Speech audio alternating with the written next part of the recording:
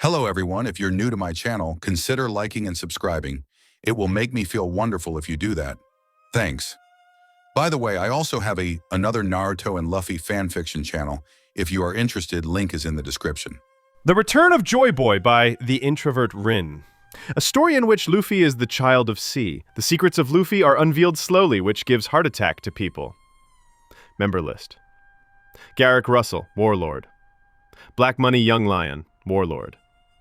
KSG PL4YZ, Warlord. King Nemo, Warlord. Zach Travis, Warlord. Adios. On Rainbase, in Crocodile's hideout, Crocodile smashed the glass table, where he had placed the snail once, in pieces. How the hell did the three C's get to know about my plan? He shattered a chair on the floor in anger. What is your next plan, Sir Crocodile? Robin asked as she sat on the chair where she was listening to the call. She can't help but visualize a certain straw-hatted teen, Monkey D. Luffy, from the voice of Syra. The real question was, why would Monkey D. Luffy calls himself Syra? Is he Syra himself, or was he playing around? Crocodile glared at Miss All Sunday, seething in anger. He could dispose of the woman in a flick of his fingers, but he didn't dare. He needed as many people as he could gather to fend off the three C's. It's safe to assume that the Straw Hats are no longer a threat to us, considering the three C's' habits, Crocodile calculated.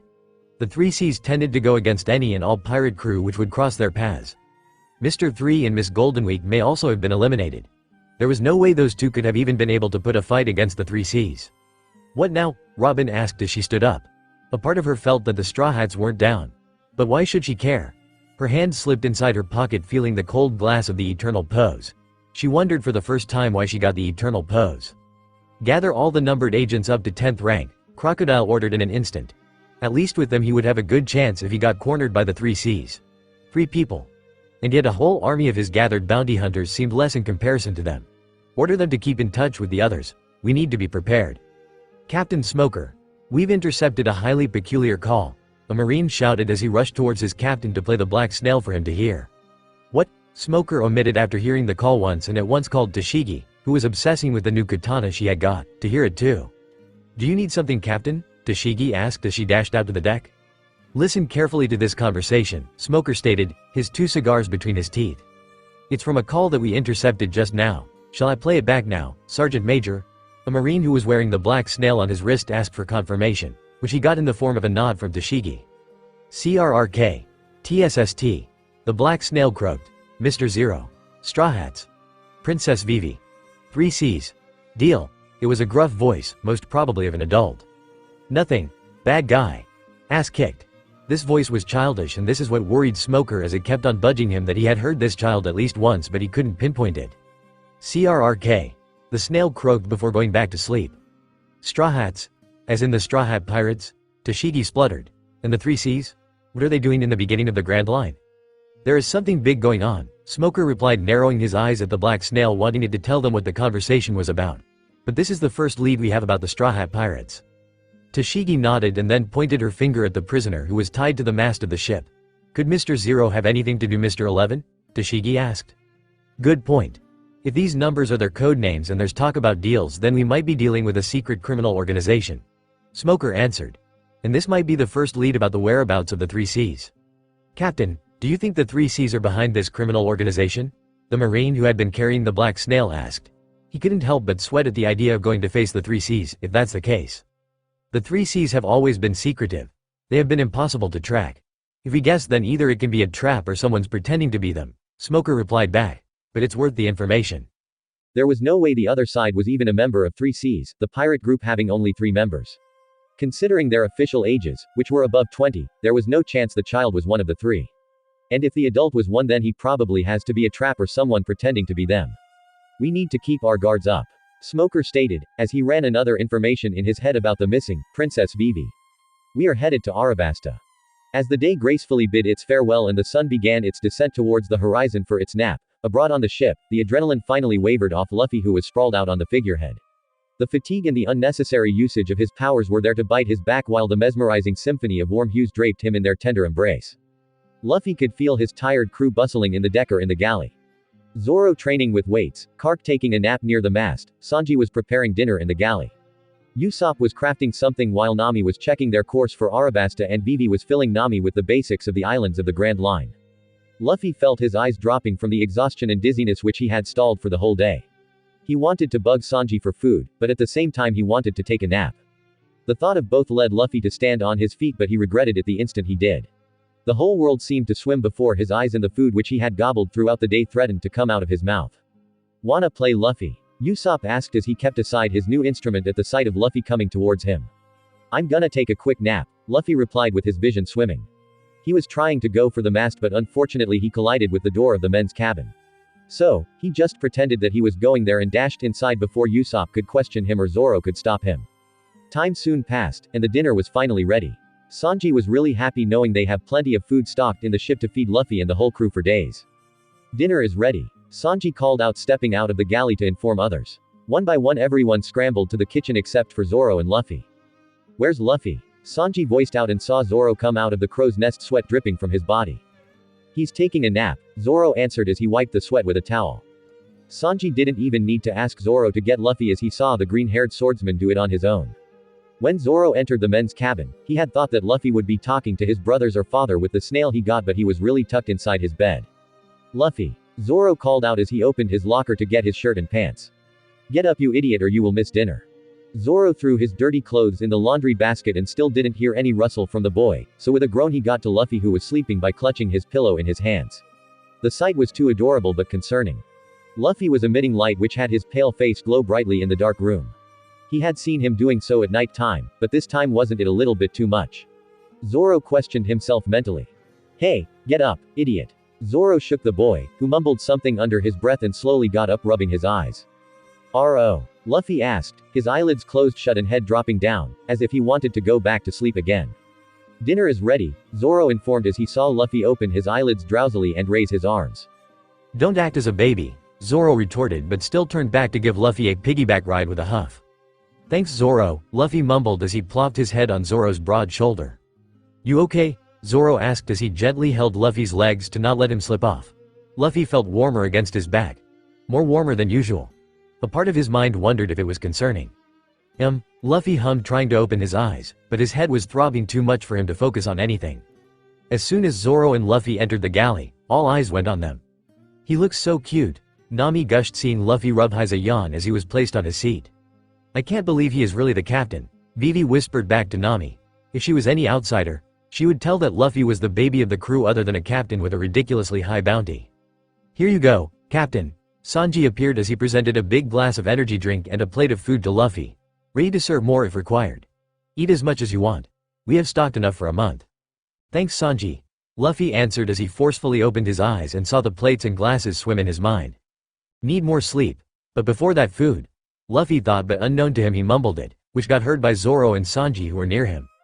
Sanji and Zoro shared a silent glance, watching Luffy pick up his fork and start eating. The boy looked frighteningly pale to them. They couldn't even decipher what was going on. Not for the first time, they wished they had a doctor on the crew. Usopp jumped in about a story trying to keep Luffy awake, and Kark nudged Luffy worriedly each time his eyes would drop down. Everyone in the galley was chatting merrily with the delicious dinner, when Luffy's head finally plopped beside his half-eaten plate. "Luffy!" Each of them shouted at once. It was common knowledge the rubber boy loved eating.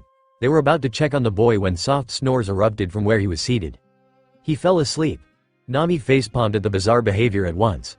A part of her mind calmed down, though she felt odd. "Seems like it," Sanji stated calmly, hiding his worry due to the half-eaten food and drink. "Should we wait for him to get up?" Usopp asked as he looked at Luffy. He couldn't help but remember the conversation which he had with the teen on the deck. Luffy had never refused to play. "I think he needs sleep," Zoro commented as he got up from his seat. "Luffy must be exhausted from the day's events." Vivi gave her point. They all were exhausted, and she couldn't even decipher how much the rubber boy would have been, considering his age, his energetic self, and the fight he had put on single-handedly with 4 Baroque work agents. "I'll make him a snack when he gets up." Sanji spoke to nobody and helped Zoro position Luffy on his back. But the instant he touched Luffy, something felt wrong. "Let me help you," Sanji said to Zoro as an excuse to question the new anomaly. The moment they were out of the galley, Sanji opened his mouth again. "Something isn't right." "I know," Zoro agreed as Sanji opened the men's cabin door. "I really wish Luffy tells us what's going on," Sanji mumbled as he saw Zoro tuck Luffy in his blanket and Luffy clutching his spare pillow instantly to snuggle into it. "He might have his reasons," Zoro answered back, placing his hands on Luffy's forehead. It was warmer than usual. "But still, I can't help but feel useless when Luffy gets this way." I know, Zoro, Sanji agreed, wishing to smoke, but refused to. He wasn't going to risk Luffy's health when he really doesn't even know what's going on with him. The next morning when Luffy woke, his whole body protested against moving a single inch. But with a smile on his face, he greeted the faint dizziness and pain in his body. He blamed it all on the giant move which he had pulled but never regretted it. Moreover, he didn't even see a nightmare of a memory he was yet not ready to, so it was a win-win for him. He walked in the kitchen to pester Sanji for breakfast, which he was served rather quickly. When he was on his 10th plate, he didn't want to eat anymore. His stomach felt abnormally full at the slight food he had eaten, which resulted in him here. Luffy, finish the plate, Sanji sighed as he looked at the teen looking at his plate with creased eyebrows. You haven't even eaten last night. Don't wanna, Luffy replied back, I feel full. At least finish the juice, Sanji sighed. Luffy had woken up early and barged into the kitchen asking for breakfast, which had Sanji happy that Luffy looked finally okay. Even if he was still pale. But he chalked that to lack of food. Fine, Luffy grumbled as he downed the energy drink in a go, which tasted completely bland. He had eaten worse, but today all the food tasted like ash. Not that he is gonna complain cause nobody knows when there would be food on the plate the next time while on sea. Luffy, are you hiding something from us? Sanji questioned as he looked at Luffy. Nope. Luffy answered and Sanji could hear the light clearly in his voice, but before he could question him, he was out of the galley. Sanji sighed as he picked up the dirty dishes and placed the half-eaten plate in the fridge. He really hopes Luffy is feeling okay. Outside the deck, Luffy took a sigh of relief as he allowed himself to walk on the deck over the snow, which felt like water and steam. Luffy's eyes nonchalantly went to his legs, making him freeze at a place. The snow below him was turning into water the instant he was touching it. He looked at the weather, it was definitely snowing and yet the snow melted, evaporated as it reached near him. Luffy's gaze slowly turned towards his mother, who was inches away from him. He could hear her calling him and yet he couldn't move a single step. He could hear his mother trying to calm him and yet he couldn't listen to her. Luffy? Is something the problem? Luffy flinched at Zoro's voice. Zoro, Luffy spoke, looking wide-eyed at Zoro, who started walking towards him noticing something was terribly wrong. Luffy? Zoro asked as he saw Luffy standing frozen at the deck and not moving even a single inch. He was slurring and not to mention he looked as if he was even scared to move or breathe. Don't. Luffy was unable to finish his word when everything hit him at once. His swimming vision, the dizziness, his light head, the warmth from his body, the thought of hurting. Luffy! Zoro yelled at once as he caught Luffy, who was about to fall in the ocean, which calmed all of a sudden as if the ocean itself had stopped breathing. What happened, Zoro? It was Sanji who dashed out of the galley, followed by others who were sleeping earlier. He is burning, Zoro shouted, as he felt his hands start to burn badly, but yet he didn't leave Luffy to the ocean which could turn treacherous at any moment and gobble him up.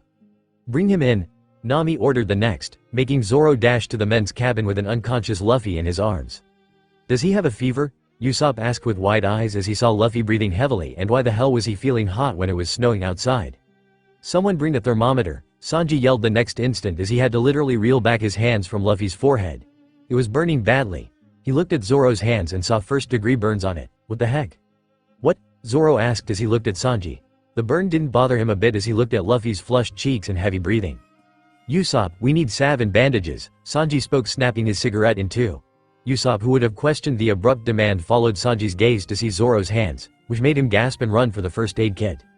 It must be from the climate change, the obstacle that all sailors who enter Grand Line will crash into sooner or later due to abnormal weather. Vivi tried to explain as she looked at Luffy's red face. That doesn't explain this, Sanji was just an inch snapping at Vivi, but he controlled himself. Luckily, it was at the same time, Nami and Usopp came dashing into the room with the thermometer, bandage and salve.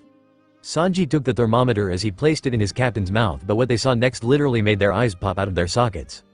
What the hell?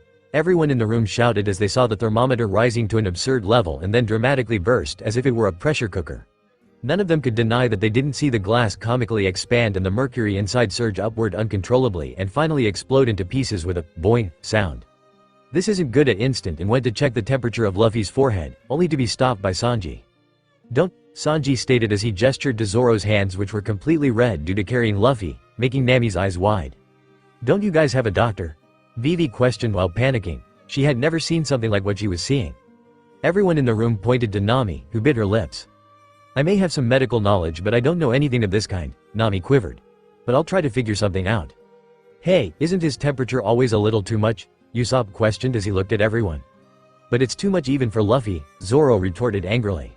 Guys, there's no need to fight. Nami stepped forward. Let's hope it's a normal fever. She rushed to bring forth a bowl and poured water in it and then took a towel and dipped it in. It can help him, Nami stated as she placed the towel on Luffy's head. But the next second, the towel went dry. Guys, it's not at all normal, Vivi stated finally. Nothing was normal here. She can smell the faint burning of the mattress. The heat coming from Luffy's body warming the whole cabin despite the blizzard outside. He needs a doctor. Nami spoke shakily as she desperately tried to wet the towel back again and place it on Luffy's head, but the towel went dry once more. She felt on the verge of panic at the very sight of it.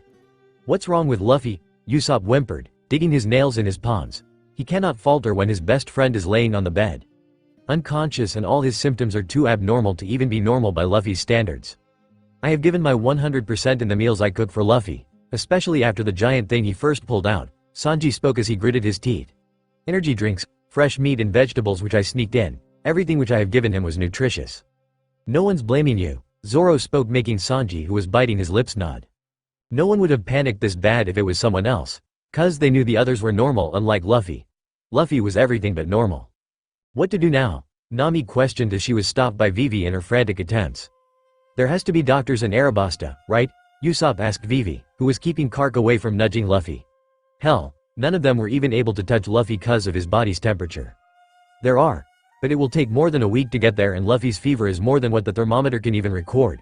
Vivi spoke with a gulp. It was a wonder how the teen was even alive. If this continues, then we could lose Luffy, Nami uttered in a shaky voice, as she plopped on the chair near the bedside. What? Everyone, except Vivi who knew this, shouted at once. You gotta kidding, right, Nami? Sanji asked with wide eyes. Luffy can't die, Zoro retorted the next second. Ah, Usopp was panicking as he couldn't take the information well. Even Kark started crying at the news. Stop making a fuss and shut up, Vivi snapped, seeing Nami unable to utter a single word. There has to be a way to cure Luffy, Zoro stated calmly as he contemplated using the snail which was sitting on Luffy's bedside. Luffy's abnormal condition could only be answered by his brothers or his father. What are you thinking about, Zoro? Sanji asked Zoro following the direction where his eyes were. You know how to use that, right Sanji? Zoro asked instead, quieting down everyone. Are you thinking of calling his brother, or father? Nami spoke as she got up to look Zoro straight in his eyes. Zoro looked determined. What good will it do? Vivi inquired, he needs a doctor. I know, Sanji uttered, answering everyone's question. Call him, Zoro replied as he fiddled with the single notebook in Luffy's bag.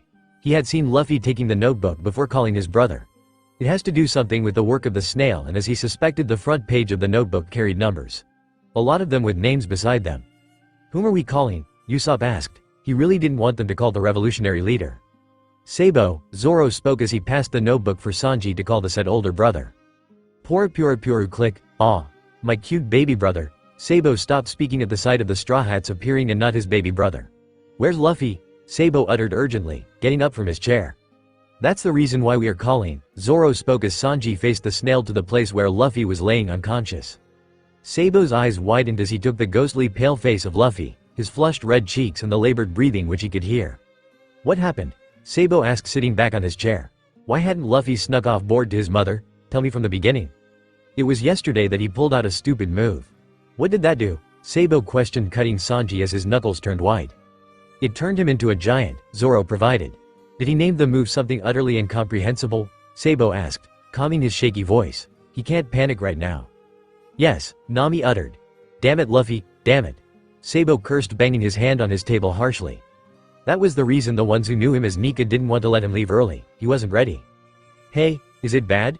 Usopp asked as he spoke for the first time. It's deadly, Sabo snapped, freezing everyone. What are we supposed to do? Zoro asked calmly as he balled his fists tight. He couldn't help but realize that whatever was happening with Luffy wasn't good. But he wasn't going to let Luffy die. We don't even have a doctor. Sabo took a breath threading his long gloved fingers through his shiny blonde hair, before speaking, can everyone except the first mate leave the room? Zoro looked at everyone, who didn't want to move an inch from the room. It's okay, Zoro spoke.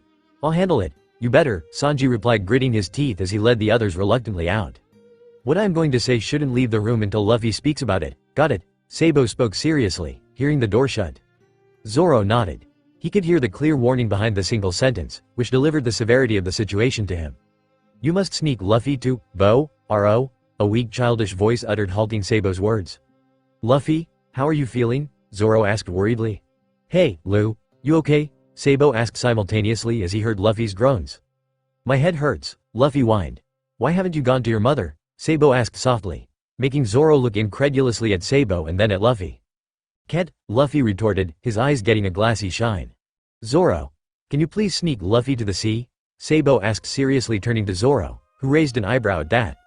"Why the hell would you want him anywhere near the sea?" Zoro questioned back. "'Cause she heals him," Sabo answered. He knew he was giving too much, but it was required. It was something which they should have told Zoro at the very beginning. Zoro's eyes widened as his mind reeled back to how Luffy would always become more energetic after getting a dip. How his wounds would automatically close, everything was right before him, and yet he hadn't been able to connect the dots. "I'll take him." "Stop," Luffy retorted instantly, using all his strength to make sure his voice is heard. "Luffy, what's wrong?" Sabo asked in a gentle tone, not wanting to overwhelm his baby brother. Not for the first time he wished to be there by his side. "Don't want to hurt Mama," Luffy slurred out with a whine, which was barely comprehensible. His eyes were dropping, but he needed to make sure that he won't be dropped in his mother's arms. The very thought was giving him a chill. The waters of Appa. He fell unconscious again, Zoro stated worriedly, as his hands went to check Luffy's forehead only for it to automatically jerk up from the heat. Luffy's body temperature was rising alarmingly. "Zoro," Sabo stated calmly, even if he was completely on the verge of panicking. "Luffy's mother. There has to be a reason," and from Luffy's half-finished sentence he can think of one. But still, his baby brother needed a doctor. He needed someone. Only if they could contact Eva. "Take him to Drum Island, it's nearest to where you are." "Drum?" Zoro repeated, looking at Sabo. "Yeah, trust the winds and the seas. They will guide you," Sabo spoke. He was worried for his brother. Both of his brothers weren't in the right condition, and it only made him want to cry cause he wasn't with them right now. "Please take care of him." Sabo bowed his head, hiding the onset of his tears. He really wished that the doctors from Drum would know what they would be handling. They are the best doctors in the world. Better than Eva. So they must know a cure for his reckless brother. "I will. You have my word," Zoro stated as he disconnected the call the next second. Placing the snail back on its rightful place, Zoro opened the door of the cabin to see the sight of everyone sitting outside the door waiting for any news. Zoro saw everyone open their mouths to question him, but he bet them on it. "We are heading to Drum Island," Zoro stated, looking at Nami particularly. He absent-mindedly noted that Vivi's hands on her skirt tightened. "But what about the directions?" Nami questioned at once. "Trust the winds and the seas. They will guide you." Zoro repeated the words of Sabo to everyone. "That's what Sabo told me." "That's nonsense. This way we won't reach anywhere," Vivi retorted at once. The thought of reaching her kingdom late scared her. She knew she wasn't thinking straight, especially when the one whom she trusted on defeating Crocodile was down. What was she supposed to do? They needed a doctor for Luffy, and as per her knowledge, Drum has the best doctors, but trusting the seas and the winds to guide them, she wasn't that insane. "Vivi, wait," Nami uttered as she looked at the eternal pose of Arabasta. When she had woken up and had fixed their direction only for it to be directed elsewhere, she had known something was wrong. But right now, seeing the needle pointing in a completely wrong direction, she felt that the winds and the seas were really guiding them. "I think we should trust Sabo's words this once." "Isn't Luffy capable of controlling winds?" Usopp inquired, clearly remembering what Luffy had let them know, even if he so desires to forget that day. "Yes, that's why we should trust them," Sanji spoke, taking a puff from his cigarette and looking at the sky. Vivi wanted to object to them, but she couldn't. They would have to wander in the seas aimlessly regardless of any proper direction. There was no way they could reach Arabasta before a week, and even she wasn't heartless to see Luffy suffering. Luffy woke up in the middle of night. He thought himself to be in Mary or with his mama cradled in her warm embrace. But he couldn't feel anyone near. Snapping his eyes open, he froze at the sight of the ever-present darkness which surrounded him. The darkness which was in an ever-constant fight with the bright glow, fighting for their places in the vast universe. The fact that he was alone gnawed his heart, starting to tear and shred it mercilessly into pieces which he never thought could have happened. Why? Nika trembled, looking at his body and then at the darkness which threatened to eat him whole. The fact that his old fears and fat tears started to get hold of him was left unsaid. Nika couldn't comprehend how he was surged into the past against his own will. Left alone, was it really his destiny? And unheard. There were so many unspeakable emotions which rained turmoil within him at the very sight of the bright ball of sun hanging in the threatening darkness. Ace? S. Sabo? P. Papa? Nika sobbed, curling on himself, shutting his eyes close. He didn't want to see his body nor the place where he was. He couldn't. Please save me. Nika choked, words spilling out of his incoherently. He was a mess of tears and snot. Nika? Nika's head jolted upwards at the soft, honey-like commanding voice of his mother. She was too far away. He wanted to move. He wanted to run to his mother to seek comfort. But his body refused to, as it had yet not gained that undesirable surge of wish to seek for adventures and see the world. He couldn't control his body as it stood up and moved through the vast darkness and started providing the much-needed sunshine to every creature whom he can't see and meet in the world. Nika couldn't help but feel sick. He didn't wish to move. He didn't wish to be bound by his duties once more. He couldn't comprehend himself shackled by the merciless cuffs of duties. He didn't want to lose his freedom which he had finally gained. Horrified, he wanted to scream. He wanted to shout at his father for giving him this punishment once again to chart his reigns alone without anyone by his side. He wanted to shout countless profanities which would one day make Ace proud for sure and tell his father to leave him alone. That he didn't want to. He couldn't do it anymore. Why doesn't he understand? Why did he have to bind him with his words to walk in circles? It felt like years had passed as he kept on watching himself, unable to do a single anything. Repeat the same routine with angry and hurt eyes. He couldn't see himself but he knew what expression he used to make when he wished to stop but yet kept moving. That emotionless gaze, only soothed by his mother, was nerve-wracking. He remembers himself having only emotions like anger and pity for himself. His emotionless eyes stuck on his mother. He longed for her. To be at least once in her loving arms. To witness her love for himself. He had seen his mother cradle his siblings to her chest whenever they did something good. A part of him questioned himself always at those sights. Wasn't he doing anything to make his mother feel proud of him? Didn't she want to hold him at least once? Did she even care for him? Did his cursed lonely life to eternity ever bothered her? As the time continued to walk past him, he felt himself getting crazy. The pleas for someone to come save him and break him from the curse never stopped. He wondered if his brothers, father, and friends left him alone. He didn't want to be alone. Being alone was worse than being hurt. Tears fell off Nika's eyes once more at the thought and suddenly he was on the ground, near the shore. His mother was right before him, standing with her open arms and a big sweet smile on her face. Mother, Nika choked on his sob as he took a slow step at first, unbelieving of what he was witnessing in the first place. His mother was standing waiting for him. My son, Nika heard his mother speak softly. No more was required as Nika ran and covered the petty distance between them and ran into her arms. Only for to realize that her mother disappeared the next second. It horrified him as he saw his mother form again on a safe distance away from him. The reality crashed into him despite the calm soothing words of his mother. He had hurt her. He had burned her. Nika couldn't hear anymore as he took a step back. Apologizing profusely he took another back. He could see his mother's hurt face. Not much familiar with emotions, Nika believed that she was hurt cause of his heat. He didn't even consider that his mother was hurt cause Nika was backing away from her. None too wiser, Nika ran sobbing. He ran away from his siblings who tried to stop him in his path. He didn't want to hurt anyone. He didn't want to burn anyone. Not his dear ones, whom he still holds in his heart. Aren't you an interesting one? Abandoned by ones who should have held you close. A cruel laugh taunted his ears. Luffy, Sanji uttered as he saw his captain twisting and turning on the bed, his blanket thrown on the ground and him sweating badly. Luffy, are you okay? Sanji repeated as he walked forward to Luffy whose eyes were leaking tears. Something was utterly wrong and he knew it the way Luffy was trembling like a leaf. It reminded him of his childhood memories. Sorry sir, okay. Everything's okay, Sanji spoke without even realizing as he crouched to Luffy's bedside and held his hands and gave it a squeeze. A storm's coming. All hands on board. Sanji heard Nami shriek in fear. He wanted to rush to Nami's aid but he couldn't leave, not when Luffy was shaking, whimpering in a total mess. He wouldn't let him face the nightmare alone. He knew that Luffy was making his worst memories resurface but that little thought won't make him leave Luffy's side. Not when Luffy's shaking hands caught the sleeves of his frilled shirt he was wearing in his death grip. It just showed that he was touch-starved. I promise, things will be alright, Sanji muttered softly, as he picked the touch-starved captain and cradled him gently. Sanji would never admit it loud what he was doing for Luffy tonight.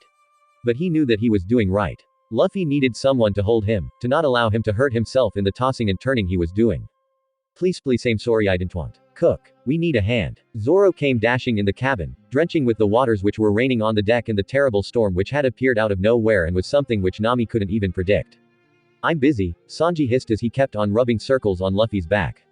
What the hell? Zoro asked with wide eyes at the sight of a whimpering Luffy holding Sanji in a death grip. Zoro, tie the sails. Zoro heard Nami screaming which made him look at Luffy and then at the cook. We will talk later, Zoro stated, looking at Luffy for the last time and hearing his soft whimpers and then running back to the deck. Luffy, you gotta wake up. Even Zoro is worried for you now, Sanji got back to coddling the teen. His violent sobs had ended and he wasn't shaking but the tears flowing from his eyes told stories of a gruesome nightmare to Sanji. Why me? Luffy uttered something comprehensible for the first time. Sorry mama.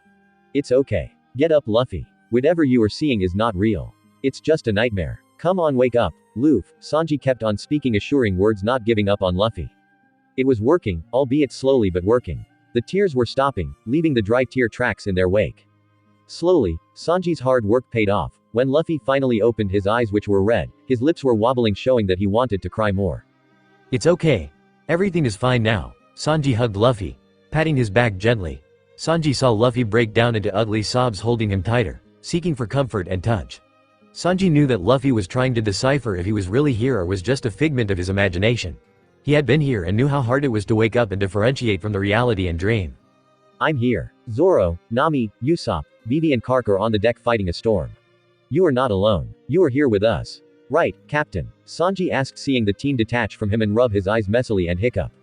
I am on Mary. Luffy asked for the first time, not releasing his hands from the hem of Sanji's shirt. Yes, Captain, Sanji replied as he saw Luffy tilt towards the wall. Do you want to talk about the nightmare? Luffy shook his head, his eyes closed tightly. Do you want something to eat? Sanji asked, looking at Luffy. I want to, but don't leave me alone. Luffy spoke in a low tone, biting his lips and looking at Sanji with his glassy eyes. Being alone is worse than being hurt. I'll stay. They heard a voice and saw Zoro entering the cabin. He was standing there for a few minutes since the storm had ended. Nami and Vivi were in their cabin, changing their dresses while Usopp had beelined for the bathhouse. That's okay with you, Captain? Sanji questioned softly, seeing Luffy looking at Zoro and then at him. His last words were worrying. What had happened for Luffy to tell those words when it was clear that he has a doting father and a broken brother?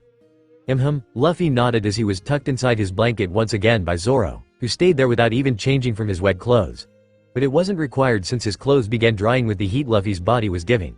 Sanji absently wondered why he was still in one piece and not having burns. When Sanji returned to the men's cabin with a bowl of broth, he saw Luffy awake, his hair been petted gently by Zoro and Usopp, wildly telling him the story of the storm he had fought bravely just a while ago, which had Luffy's attention and was helping him to keep awake. He passed the broth to Luffy after he sat up with Zoro's help while asked Usopp to bring out another thermometer. Sadly, there was no change as Luffy's temperature wasn't even recorded by the thermometer. The only good thing which happened was Luffy began giggling when the thermometer burst off. Don't laugh, Luffy. It's serious, Usopp chided, making the boy grin before closing his eyes. She. And he fell asleep. Sanji sighed. At least he had finished his bowl completely. The nightmare gave Sanji much to ponder and Zoro to keep his guard up. Land ahoy! Usopp shouted as he saw the island, which could be finally seen after a day of sailing. Land! Vivi repeated as she strode to the railing wearing her winter gear. She couldn't believe what she was seeing. They had finally reached an island. The island was so white, which meant it had to be a snow island. And Drum was a winter island. That's Drum Island. Even if there were any monsters, brave Usopp is ready to fight with them for the sake of Luffy, Usopp declared, despite the light shiver which ran through his body. Finally, we are here, Nami whispered under her breath at the sight of the snowy mountain. She could bet that Luffy would have been overjoyed at the sight of the island. Her hands on the railing tightened a little. Luffy was sick. Luffy will get better. We will find a doctor. Yes, we will, Sanji assured, standing beside Nami, puffing out smoke from his mouth. He was going to call Zoro, who had not left Luffy's side since the last night, when a sudden authoritative voice demanded them to stop where they were. Stop right there, pirates, the voice said, and soon everyone on the deck noticed the crowd that was standing on the snowy cliffs carrying weapons. Judging from their mood, it doesn't look good, Usopp murmured, fighting every inch of his body to stand straight and not flee inside. He needed to stand up for Luffy. You will turn around immediately and leave this island at once, the same man stated. What? Nami asked in shock, her voice faltering as she continued to speak. You won't even let us dock? We are only looking for a doctor? But that didn't deter the men who were ready to risk their own life for the sake of their country. It seemed to only agitate them further. Those lies won't work on us, pirates. This is our country and we won't let any pirates run amok on it. Turn back or else we'll make you leave. Talk about a bad first impression, Sanji gritted out, holding his cigarette out of his mouth. Don't talk back at us, one of the men shouted, firing at Sanji's feet at once. Sanji barely avoided getting shot in the leg due to the man's senseless action, which made Sanji glare darkly at the man. He couldn't believe he was having this right now, when Luffy needed medical attention urgently. Now you've done it, Sanji spoke darkly to the man who gulped but reloaded his gun. Sanji was about to attack the man, but got held by Nami and Vivi instantly. Don't, Vivi and Nami shouted at once, understanding the situation better than the others. But that didn't stop the bullet from grazing Vivi as she fell down. Vivi! Everyone shouted, making Zoro finally come out of the men's cabin, having passed the baton of taking care of Luffy to Kark. What the hell is even going on? Zoro growled as he saw Vivi's arms bleeding and being supported by Nami. He saw Sanji and Usopp growl in anger and didn't hesitate to unsheath his sword. How dare you hurt a lady? Sanji snapped, getting all pissed off. It didn't make the men point their weapons to shoot once more. Prepare to shoot, one of the men ordered. Stop it, idiots, Nami growled, bonking Zoro on the head as Vivi went to hold Sanji to stop him. This can't be solved by fighting. You don't have to worry about me. The bullet only grazed my arm, Vivi begged as she pleaded with Sanji to stop. Please, please, Nami turned towards the men who were still raising their weapons. We promise to not set a foot on her country. We just need a doctor. Can't you do that for a kid who is gravely ill? Vivi questioned as she kneeled down on her knees and bowed down before the men. Please, he needs help. Vivi. Nami whispered in shock.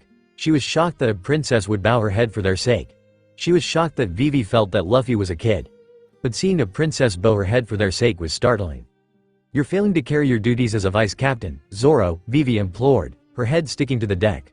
Recklessly fighting while the captain is down isn't going to solve anything. If you were to start a fight right now, what would happen to Luffy?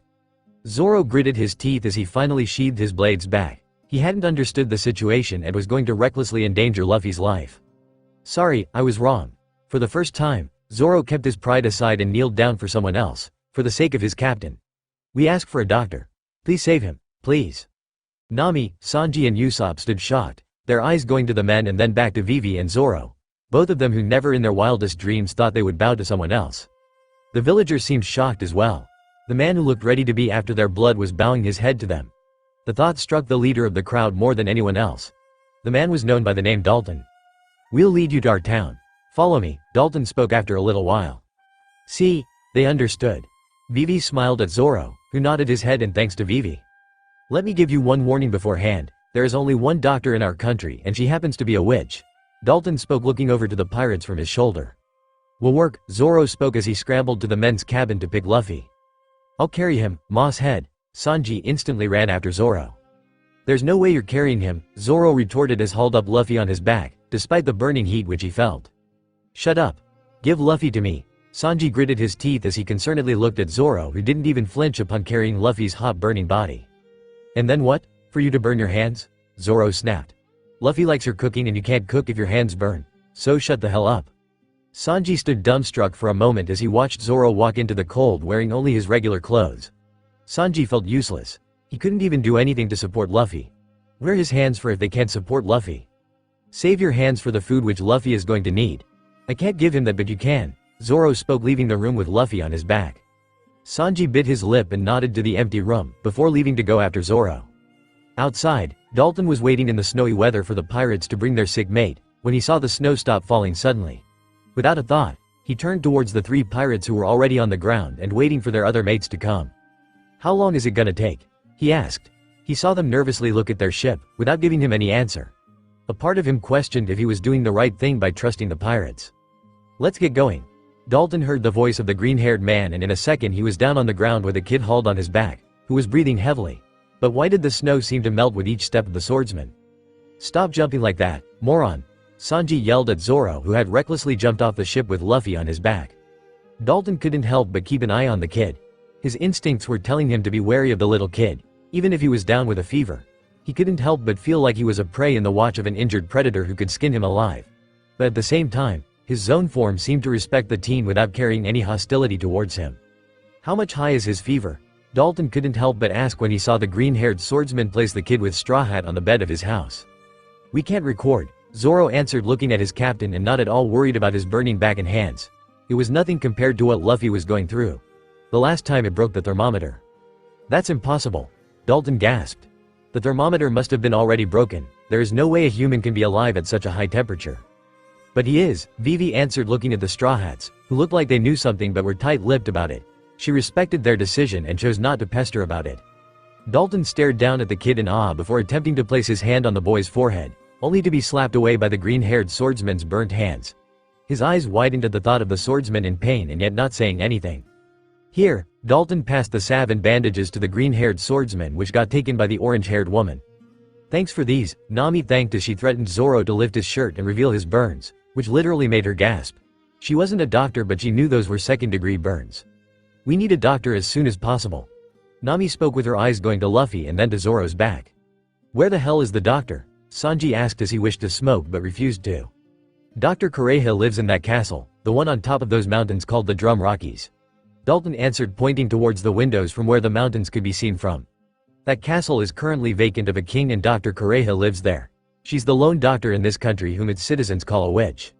Of all the places she could be, she just has to be there, Sanji gritted out. We can call her right? Usopp asked as he helped Nami apply the bandages on Zoro. Sorry, but there's no way to contact her, Dalton apologized. They would have to wait to fix the kid up. There was no other way around. She treats people according to her whims. She comes down from the Drum Rockies whenever she feels like, treating sick and taking whatever she wants from their houses as a payment. According to eyewitnesses, she flies down from the Drum Rockies on a sleigh pulled by an unidentified creature. Usopp began to freak out the information. Even Nami's hands stopped on finishing the bandage on Zoro's back. Vivi looked disbelieving at the information while Sanji was having trouble taking it in. I'll take Luffy up that mountain, if that's what is needed to save him, Zoro stated as he wore his shirt back. Are you crazy? Vivi yelled, pointing at the tall mountain. Do you really think? I'll be coming along too, Sanji spoke, interrupting Vivi, as he stepped in Zoro's path. They'll be fine, Nami spoke, placing a hand on Vivi's shoulder. If someone can do it, then it was the monster trio. Do as you wish, Zoro replied as he lightly patted Luffy's cheeks to get him up. R.O., Luffy whined as he mumbled the words. We'll be hiking for the doctor you need, Zoro spoke softly. I hate Doc, Luffy slurred out as he saw multiple Zoro before his eyes. The captain I know is brave. He isn't afraid of doctors. Sanji and I will be there to protect you, Captain, if something goes wrong, Zoro mumbled softly. Seeing Luffy drift back to sleep once more, he prayed for Luffy to stay asleep while they climbed. Wait a second. Usopp stopped Zoro from carrying Luffy back. He wrapped Luffy with the blankets even if his hands seemed to start burning as he tried to near Luffy. But he did it despite it all. Now take him. This way Zoro won't have to suffer a lot to join them, but he would only drag them down if he does. Thanks Usopp, Zoro responded as he carried Luffy on his back once again. If you are serious about this, I won't stop you, but at least climb up from the other side. The route to the top from here is full of lapins. They are violent and carnivorous rabbits. Dalton warned, ignoring his shattered bed. A part of his mind really wondered how the kid was still alive. If you come across a pack of them, there'll be no escaping alive. We are in a hurry, Zoro stated, ignoring the warning. If we come across them, I'll kick any that get in our way, Sanji replied. He wasn't going to let the moss head do everything. Keep on or I'll leave you behind, Cook, Zoro spoke as he took off running. You sure Luffy would be alright with them? Vivi asked for Nami and Usopp, who nodded without a slight hesitation. They trusted Zoro and Sanji with Luffy. I still can't comprehend that kid's body temperature, Dalton blurted, looking at Zoro and Sanji, who were heading at full speed towards the mountain, all the while bickering to each other. How the hell is he even alive? To be honest, Luffy is a mystery, Usopp stated, his eyes never once leaving the little back of Luffy's. He defies logic and nature. By time I learned to stop questioning about it. And if you try questioning him, then the answers which he gives are crazy enough to stop making you question, Nami added her 2 cents. She had stopped questioning Luffy after knowing about his devil fruit and his father. As long as Luffy was energetic and happy, it was all fine. That's what mattered to her, neither his oddities nor his mysteries. I see, Dalton replied. Well, let's get in. Dalton spoke as he opened the door for them to enter, but none of the 3 budged. What's wrong? Dalton asked. I want to stay outside for now, Nami answered first. Me too. Usopp and Vivi replied in unison. Why don't I join you then? Dalton spoke with a smile as he sat on the snow. I wish I could have helped you guys more, Dalton spoke, looking at the mountains. It was not like this before, the doctors, I mean. There's a reason why all of them save for one disappeared. What do you mean? Usopp asked. Only a few months ago, this country was destroyed at the hands of pirates. Dalton spoke, looking at the snowy ground. That's why you were hostile to us, Vivi stated, getting a nod from Dalton in return. They were a crew of only 5 people and their captain called himself Blackbeard. The howling winds, the snowy mountain and the chilling cold didn't bother Zoro and Sanji as much as the pained deep breathing coming from their captain was hurting and stabbing their hearts. But despite it all, the duo of the monster trio didn't fail to bicker on their journey to the castle. Marimo, if you collapse from the heat I won't carry you, Sanji spoke gruffly, his eyes set on the castle and determined to not lose the way. Grr, Zoro smirked lightly, hearing the concern concealed behind Sanji's gruff voice. You better keep up with me or you're going to get lost, swirly brows. Zoro replied, skipping away from the path to dodge a big rabbit, with a light smile. He wouldn't admit it loud, but Sanji's talking was helping him distract from his burning and aching back. Grr, as if I am going to get lost, you moss for brains, Sanji rolled his eyes, kicking the same rabbit which was pestering Zoro a moment ago to a tree. Or shall I say you to run straight and not go west, Sanji deadpanned, seeing Zoro take a turn. Boom. The tree at which the lapin was thrown at broke from its sharp teeth, making the poor lapin try attacking the duo once more. Grr. The mountains are moving, not me. Love cook, Zoro retorted, not accepting his mistake as he got corrected by Sanji once again, dodging from the rabbit's path once more. Grr, yeah, Sanji taunted with a teasing grin, pleased to make the moss head counter him. He skipped away from the rabbit this time, making it pissed off. Like I'm going to believe you, directionless moron. My sense of direction is fine. You're the one with a skewed compass, Zoro grunted in response, hoping away from the trajectory of the lapin. Says who? Sanji teased Zoro once again and got pissed off by the rabbit who tried to get a bite off his leg once more.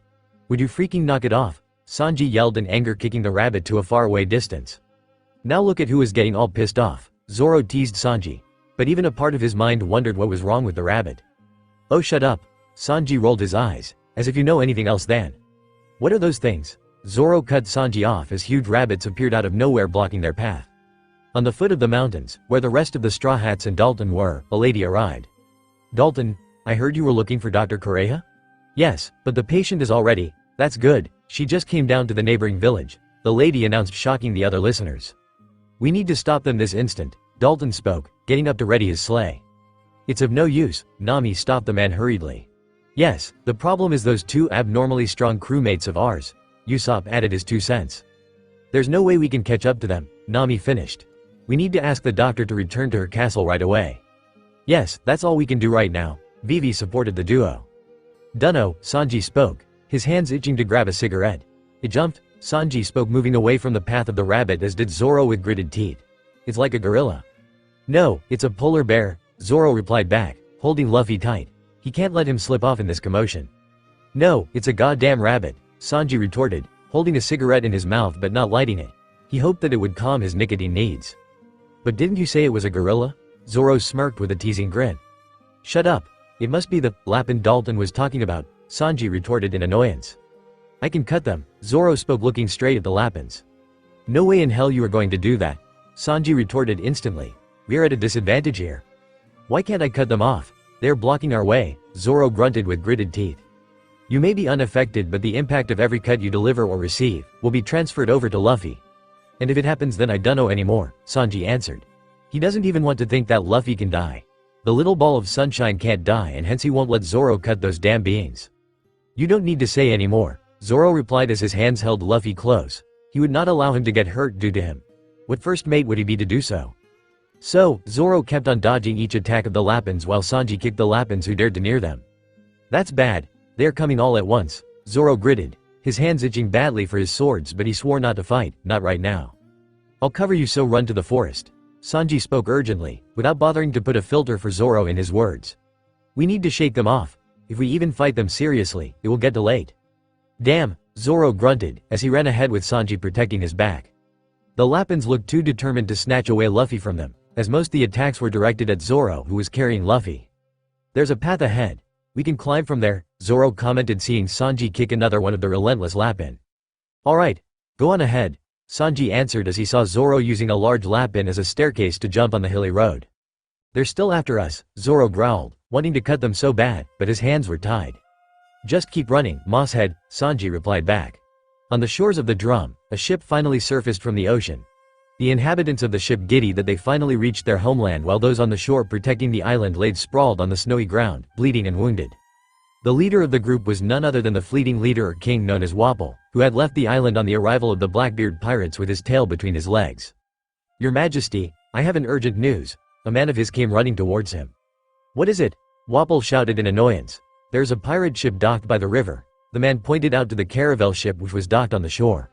What? Whose pirate ship is that? Wapol growled in anger. It looks like the Straw Hat Pirates, the man pointed out, sweating a little. Straw Hat? Wapol repeated, hearing the name for the first time. Those S have quite the nerve to step foot on my island. Find and kill every last one of them at once. In the village where Dr. Kurei was once seen, the Straw Hats along with Dalton appeared, but the news that the old witch had already left reached them. Not only that, but the news of a terrible monarch's return embraced Dalton. I won't let him as do he pleases, Dalton spoke determinedly as he dashed out of the village to Big Horn, where Wapol was last seen headed to. They have scores to settle. While Wapol on the other side had already reached Big Horn and was announcing his greatness to his people. Your Majesty, we got reports that the Straw Hat Pirates have headed towards the Drum Castle, one of Wapol's men spoke as he kneeled before the king. Why is that? Wapol asked in annoyance as he sat on his vehicle, which was a giant hippo. They seemed to be looking for Dr. Kurei, as she had made the castle her new home, the man responded back. What? That hag is living in my castle. Wapol shrieked in rage. How dare she? I will devour her with those pirates. That's as far as you will go. Dalton materialized, striking Wapol on his head with his metal spade, which was a double-edged sword. But to Dalton's poor luck, Wapol was instantly treated by the 20 doctors who he had under his control, and Wapol's subordinates attacked Dalton, planting their spears within him. What the heck are they trying to do now? Zoro grunted in annoyance, seeing the Lapins jumping at a place. They stopped chasing after us, but now they're up to something else. Sanji spoke, chewing the butt of his cigarette. Wait. It can't be. They couldn't possibly be trying to. What are you babbling, you stupid cook? Zoro asked, seeing Sanji's grit his teeth and his unlit cigarette falling on the ground. Start running, Sanji answered instead of bickering with Zoro. Run? What? Your brain is finally going, fucking run, Zoro. Ing Zoro off, and showing the severity of the situation. But where? Zoro asked, looking around. They need to climb up the mountain and the Lapins were in their way. They can't go back. Anywhere is fine. Just as long as it's far away from here, Sanji shouted, ushering Zoro to run. Because there's a fucking avalanche headed right for us. Those freaking rabbits. Damn them to hell, Zoro gritted out as he began running back. Keep Luffy safe no matter what, Sanji yelled out to Zoro, whose hands on Luffy's legs tightened. I know, only if I could cut down the avalanche, Zoro gritted his teeth at the helplessness. Don't even think about it, Sanji retorted instantly. There was no way Zoro could cut the avalanche. Even the try wasn't worth Luffy's discomfort. There's a cliff over there. A cliff? Zoro asked, looking at the direction which Sanji was pointing to. True to his words, there was a small cliff on their right side. We gotta get up on higher ground, even by a little bit, Sanji shouted above the sounds of the merciless crashing and breaking of trees by the avalanche. It's coming, Sanji shouted, seeing the avalanche coming closer and closer to them. But by sheer luck, they landed on the cliff. But the cliff was still too low. The snow swept them away, tossing them to the air. Fuck it, we are being swept away, Sanji shouted in anger. The heck should I do now? Zoro yelled to himself in anger. That's when the tree which had crashed due to the snow came to his view. Sanji, grab on, he extended his hand to the cook, who caught his hand without a hesitance and pulled him to the tree scrap. We won't be buried in snow now, Zoro spoke, holding the tree with his legs and Luffy with his hands. He can't risk letting the still idiot swept away. It wouldn't be beyond Luffy that he somehow managed to get into trouble even while sleeping. He can't risk leaving him unattended. At this rate we are gonna be right back down at the foot of the mountain, Sanji shouted in anger. Why now? When we're right at the base of the chimney-shaped cliff. Damn those rabbits. I swear I'll make rabbit stew out of them if I ever see them again. Respecting Sanji's words, the Lapins appeared, surfing on the snow in a similar fashion to that of Zoro and Sanji. AGHH, Sanji shouted. What the hell do they fucking want? Zoro growled in anger. What's wrong with those jerks? Sanji shouted, grr. A Lapin tried to take a chunk out of both Zoro and Sanji, who hopped off the log and safely landed back. Zoro, in front of us, Sanji spoke with wide eyes. Crap, it's a rock, Zoro spoke in shock. What were they supposed to do now? He wants to get his sword, but for fuck's sake he couldn't, we're gonna crash. Not on my watch, Sanji spoke with a grin, throwing a shocked Zoro away from the log. What the hell? Zoro shouted at Sanji, and twisted his body so that Luffy won't get any impact of the fall. Move on without me, Sanji spoke before crashing with the rock. Sanji, Zoro shouted, seeing him fall on top of a Lapin and get buried under the snow. He felt helpless, holding Luffy with one single hand and the other hand holding the same rock which hit Sanji for support when the snow came tumbling to swipe him away too. Damn it. Zoro cursed before hitting a tree rock and losing consciousness. On the other side, in the town, Big Horn, Dalton and the other villagers laid beaten in as a prey for the incoming avalanche, while Wapol and his men headed for the Drum Castle. Vivi, Nami and Usopp were running in full speed from where they were headed for another town where Dr. Kurha was said to have gone. Do you think they might have also encountered that? Nami asked, shivering at the very thought and running as fast as she could. Stop sprouting nonsense, Usopp answered back. He didn't want to think about that. We are gonna be crushed, Vivi yelled. The unusual day with no snow but an avalanche was not enough to the phenomenon that was happening on the snowy mountains of the Drum Rockies. Caged by towering walls of snow and laying on the ground, a strafutted teen, Luffy, finally woke up. Luffy's head was spinning too fast for him to even control. The voices of his crew was the one that got him up in the first place. They needed him, and that was enough for Luffy to force open his eyes and bottle up his sick body. But opening his eyes, Luffy regretted as he froze at the sight of the snow which began melting with one touch of his. Frozen with fear, bad memories and the past nightmares washing before his eyes, Luffy gulped. He needed to get up. Zoro and Sanji needed him. He didn't need to be a crybaby right now. He wasn't a crybaby in the first place. He needs to protect his crew. He is the captain of the Strafut Pirates. The man who will be the freest one ever lived. Luffy kept on repeating in his mind, taking deep breaths which Eva had taught him. Feeling confidence and determination, Luffy stood up with wobbling legs and found a blanket falling down. Shivering at the sight of the charred blanket and due to the cold, Luffy picked it up before forcing his way to Zoro and Sanji. Their haki was flickering, which was enough for making Luffy panic. Zoro. Sanji. Luffy called out once, but when they didn't respond and their haki continued to flicker, Luffy got down to his knees, the snow melting around him, and used the blanket to tie his friends on his back. Staggering at the weight, Luffy stood firm. Despite his own hazy vision, depleting strength and the fact that he felt cold, Luffy took a step forward. Unknown to him, his eyes started glitching red and his hair turning pale at the edges, before turning pure white and slowly moving towards the crown of his head. Despite feeling bile rise up from his mouth and the fear in his eyes as he took each step in the melting snow, Luffy forced himself to keep going on. His heartbeat being the only constant help as he felt it growing loud. The beat forcing him to dance on its rhythm and not stagger. His friends needed a doctor more than him. He couldn't stop even if his legs felt weak or his chest heaved with pain. He couldn't stop and abandon them. He would never. He kept on walking with a little strength, trying to get himself stable, when he heard cries of a baby for his mother. Without even thinking, Luffy walked to the baby Lapin who was using all his strength to get his mother out of the snow in which she was trapped. His dizzy eyes saw the baby Lapin's red eyes filled with tears, begging him for help. "Don't worry," Luffy whispered, picking up the mother Lapin from the snow and plopping it beside the baby Lapin, who immediately clung to his mother, who bowed to him. Luffy bit his lips and continued forward, his body staggering a little and yet following the constant drum beats of his beating heart. "Don't worry," Luffy whispered once more, smoke coming out of his mouth. "It's my time to protect you two now." "Your Majesty." "Look there right ahead." Luffy heard someone shouting, wondering if that someone might help him and his friends. A hippo soon blocked his path carrying 3 people on it. "Halt right there. How dare you commit numerous despicable grievances against my regal self?" One man with tin face yelled at the face of Luffy, who hissed at the loud noise. "Move it," Luffy whispered, wanting to hold his throbbing head. "Mahahaha. What are you, freak? Changing your irises like a freak show?" The Tin Man, also known as Wapol, questioned Luffy, who looked confused at the statement.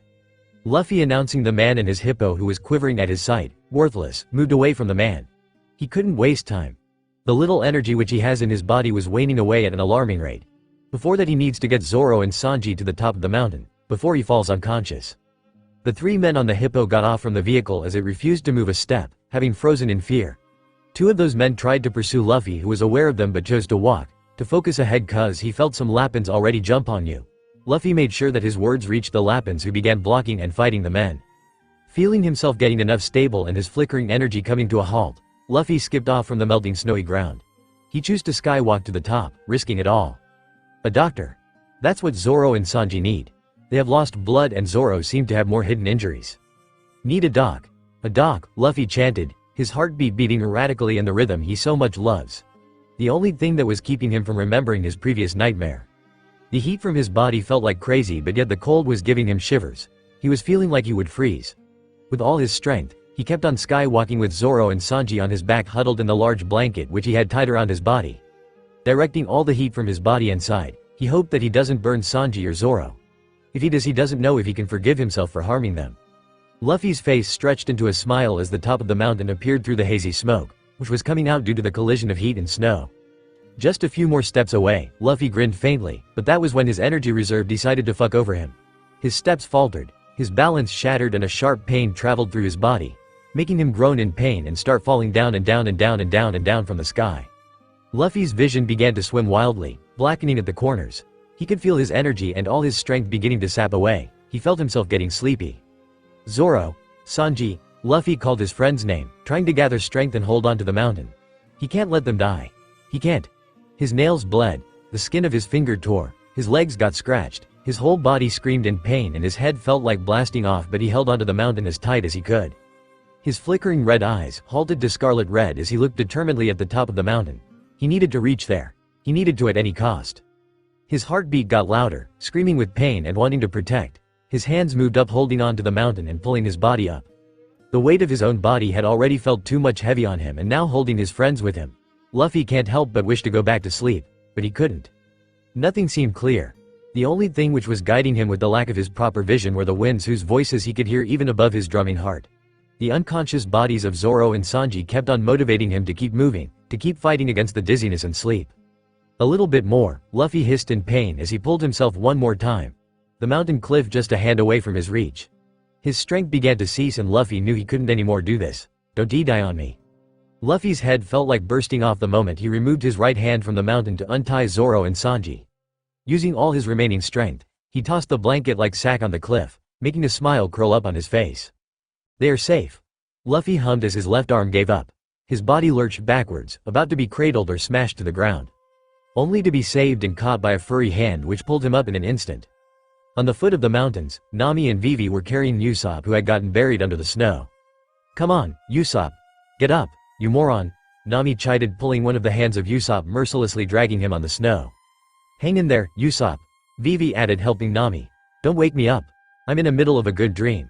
I can see a flower bed and river so beautiful they look like they belong in heaven." Usopp spoke, wavering off in his voice. "That's probably 'cause you are in heaven," Vivi shouted at once, clapping Usopp's face. "Damn idiot. Get up. We need you," Nami yelled, slapping Usopp's face repeatedly. After a few while of slapping, Usopp finally woke up. "Is it me or is my face swollen a bit?" Usopp asked, touching his face, which felt as if millions of bees have stung him at once. "Shut up, you idiot. We need to find that witch," Nami irritatedly spoke, while Vivi chose to look away in embarrassment. "Look, there," Vivi spoke, pointing her hand towards the crowd. "Those houses look familiar." "We're back at Bighorn Village," Nami spoke, nursing her temple. "What's going on?" Usopp asked, nearing a villager. "The avalanche buried Dalton, but those bastards won't let us dig him out of there," the man pointed out to the group of men who were carrying guns. "What? Beat it, peasants, Dalton's already dead, so deal with it," the uniformed men shouted. "As if Dalton could die that easily. Aren't you his former subordinates? Don't you have a shred of compassion for him?" the crowd asked in retaliation. "We're servants to one man only, and that's King Wapol," one of the uniformed men shouted back. "Those who go against the king are dead." "Usopp, we need to do something," Nami whispered to Usopp. "We can't let Dalton die." "But what can we do?" Usopp whispered back. "I'm not Zoro or Sanji or heck Luffy. I'm just a sniper." "But we need to do something. We can't let him die," Vivi retorted, keeping her voice low. "I might have a plan," Nami spoke with a gulp, gesturing them to a house. "Doctrine," Chopper shouted, laying the kid whom he had just caught on the snowy floor, only for it to melt away. "Who are they, Chopper? An old lady, who wouldn't admit that she is old?" asked Chopper, drinking down a bottle of ale and coming out from the castle. "He climbed up this mountain with his bare hands," Chopper spoke, seeing the kid, who was wearing a straw hat, tank top and shorts in the cold winter, shiver in cold and curl up on himself. His blackish-white hair seemed to be waning away to leave a pure black mop of unruly hair. "What? Drumrock's peak is 5,000 meters tall," Doctrine commented as she approached her little assistant. "Despite the chilling cold, he is burning and shivering at the same time," Chopper told Doctrine about the kid's condition. "This one's lost a lot of blood," Chopper spoke, opening the blonde-haired man's shirt. "Not to mention 6 broken ribs, a cracked spine and burns on his shoulders. Another one's got second-degree burns all over his body except his face," Chopper spoke, getting the green-haired man's t-shirt off of him. A note rustled past it, and when Chopper picked it up, it highlighted the heading, "Things to know to keep you sane," to him. Chopper wondered if it was for them. "The worst one here is this kid. He's on the verge of death," Doctrine commented, checking the boy's forehead, which at instant gave her burns. The temperature was too high to be even recorded by a thermometer. She wondered how the kid was even alive, or if he was a human in the first place. But at least she got to know the source of burns on the blonde-haired and the green-haired men. "Doctrine," Chopper gasped, as his eyes blew wide at the information. "We can save him, right? Please, Doctrine?" "Please saw save them. Please save them," the boy spoke, his teeth clattering and crawling through the snow, which was evaporating, caught Doctrine's hand, who could feel the hot in his shivering body at the same time. "Dare my friends. They're my friends. Don't worry. Both of your pals here will be fine," Doctrine spoke with a small smile on her face after her shock resided. "Chopper, let's get on work," Doctrine spoke, hauling the kid up in her arms. "The burning heat won't stop her from saving the kid." When they got inside, Doctrine laid the kid on the bed and Chopper did the same for the other 2 men. "Check the other 2 while I'll handle this kid," Doctrine spoke, preparing a test tube and injection to take the boy's blood to further inspect what disease he has. "Yes, Doctrine," Chopper got to work, as he applied salves on the green-haired man's body. "What the hell?" Doctrine gasped, as the blood which she collected came golden red in her tube. "That's Chopper's ore," and his hooves felt the piece of paper which he had carried in, all the while his eyes were on the kid. "Doctrine," Chopper spoke at once, seeing the paper which had something about blood, and Chopper hoped it was about the kid. "I found this on his clothes." Chopper passed the note to Doctrine, who kept aside the blood test tube and read its content. "There's almost no proper information written on it," Doctrine mumbled, looking at the boy and then at the list. "At least it isn't any unknown disease." "Doctrine, if you may, then can I treat him?" Chopper asked, looking at the ground and then to the kid whose name was Luffy. Doctrine raised her eyebrow at that, seeing Chopper taking a step on his own. Filing it to ask him later, Doctrine gave him a wide berth to look after the kid, while she bandaged the green-haired and treated the blonde-haired men. After a while, Chopper's voice came up. "Doctrine, I've detected an antibody reaction," Chopper announced as he shook the test tube slightly. The golden blood seemed to be evaporating, albeit slowly but surely, leaving the red blood. A part of Chopper felt that the blood should have been completely golden, not a mixture. "Oh, is that so?" Doctrine asked, bandaging the chest of the blonde-haired man. "Then tell me, what's the cause?" "Kestia," Chopper replied back. "All right, we'll leave the treatment to you," Doctrine worded out, seeing Chopper nod happily and get on to his work. On the other side, Usopp was laying on the snowy ground, panting heavily alongside the unconscious guards. "I'm never going to follow your plans," Usopp yelled at Nami, clutching his heart, feeling the scare it felt. "We will see next time," Nami commented with a happy grin, emptying the pockets of the guards, while the other villagers were busy digging Dalton out of the snow. "Shouldn't we leave them alone?" Vivi asked with a sweat drop, seeing Nami pout when she found not much on the fifth man who she was robbing. "All you care is gold. I could have died," Usopp shouted with a whimper. "But you are not dead," Nami spoke in a sing-song voice. "All I asked you to do was introduce yourself. Was that too tough? You know, it wasn't my fault that you chose to tell that you are the brave Captain Usopp of the Straw Hat Pirates." "But you knew that they were hunting us," Usopp cried out, getting up with the support of the wall near him. "On the bright side, your snipping skills really did good. Shouldn't we appreciate about that?" Vivi questioned, remembering how Usopp, even if he ran away at first but forced down his fear to shoot odd bombs at the men. "Even you, Vivi?" Usopp asked, curling up. "Be happy that we saved your ass." Nami flipped off her hair. It was her who began discreetly sending men from the villagers to take off the opposing enemy one by one, as Usopp acted as the bait. "Moreover, you are the best bait. You could run fast enough to beat them at least." "Whatever," Usopp grumbled. Inside the drum castle, Sanji was the first to wake up, soon followed by Zoro. Doctrine, seeing them up so soon, couldn't hide her shocked expression. "How is Luffy?" Sanji asked, immediately seeing the granny. He assumed her to be the doctor, thinking that Zoro had managed to get them up. Doctrine smiled, as she touched the forehead of the still sleeping kid. "His fever has gone down a lot. It's 57°C right now. I assume it's near his normal temperature." "How do you know?" Zoro questioned with slightly wide eyes. "Does she know what's wrong with Luffy?" "This note," Doctrine spoke as she brought forth the note from her pockets and tossed it back to the green-haired man. "To be honest, I was going to call him a rare case, but then it saved him from being opened up." "What do you mean?" Zoro asked, narrowing his eyes, his hands going to his katana. Sanji even gritted his teeth, noting the hidden words behind the elderly woman. "Nothing much. I'm Dr. Kurei, or you can call me Doctrine, and rest be assured I don't mean any harm to your friend." Doctrine spoke with a smile on toe. She felt good knowing that they were protective over the kid. "What had happened to him? When will he get up?" Sanji asked, his eyes fixed at Luffy's sleeping form. No longer could he hear the labored breath or the hot waves from his body, and that was enough for Sanji to relax, even if by a little. Dr. Kurei had tilted the side of the kid's face to show his neck where a bite was. This was the cause of his fever. He was bitten by Kestia, a poisonous insect that lives in the tropics. Then she began explaining them how the insect injected poison on its host's body and left the bacteria to grow. It would have been over in 5 days, cause at the end of the 5th day he would have died. Zoro and Sanji's eyes widened at the news. "That's why we need a doctor in the crew," Zoro muttered, gripping the sheets tight in his hand, making Sanji nod. They needed to wait till Luffy wakes up to make that decision. "But I believe that something else added to his fever," Dr. Kurei added to her earlier words, taking a seat beside the sleeping kid. His face wasn't much flushed, but his scrunching eyes and painful expression told her it was better for him to sleep for a while more.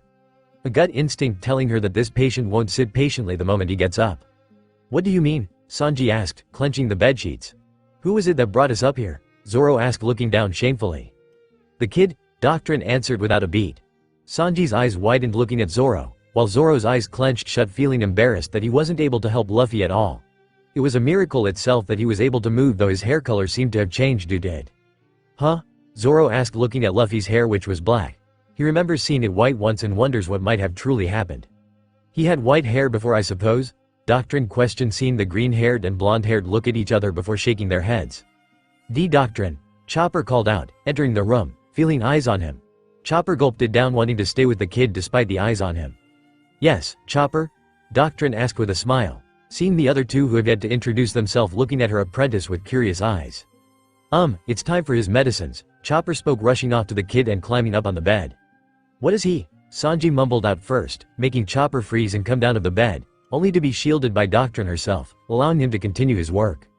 I believe you brats haven't even introduced yourself, Doctrine interjected first. I'm Sanji, Sanji answered immediately. Zoro grunted out. And he is Chopper, my apprentice, Doctrine spoke. How about you two rest while we take care of your little friend? Captain, Zoro corrected the woman. You guys are pirates? Doctrine asked as she saw the two teens lay down and Chopper's curious eyes. She could sense them not wanting to leave the room at all if possible until their captain was up.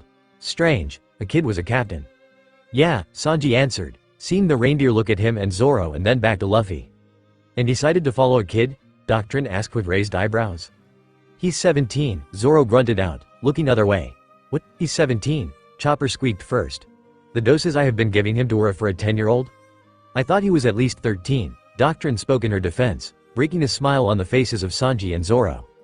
I'll need to change his medicine soon, Chopper hurried off. You want to know who he truly is, huh? Doctrine asked looking at the teens following Chopper's little form. He's Chopper, an average blue-nosed reindeer. But reindeers can't talk, Sanji interjected, but with one catch. He ate the Hito no Mi. Model human, which granted him with human abilities, Doctrine answered. Hito no Mi. Zoro repeated, remembering clearly that Luffy's fruit name started with the same name, but at the ending was Model Nika. A part of him questioned if that IMPT a human. But he crossed it off as too silly. Yeah. I poured in all my medical skill and knowledge in him, Doctrine answered, a fond smile coming up on her face. He's a doctor? Sanji asked with wide eyes, never having thought of that possibility. The doctor who treated your not too little captain.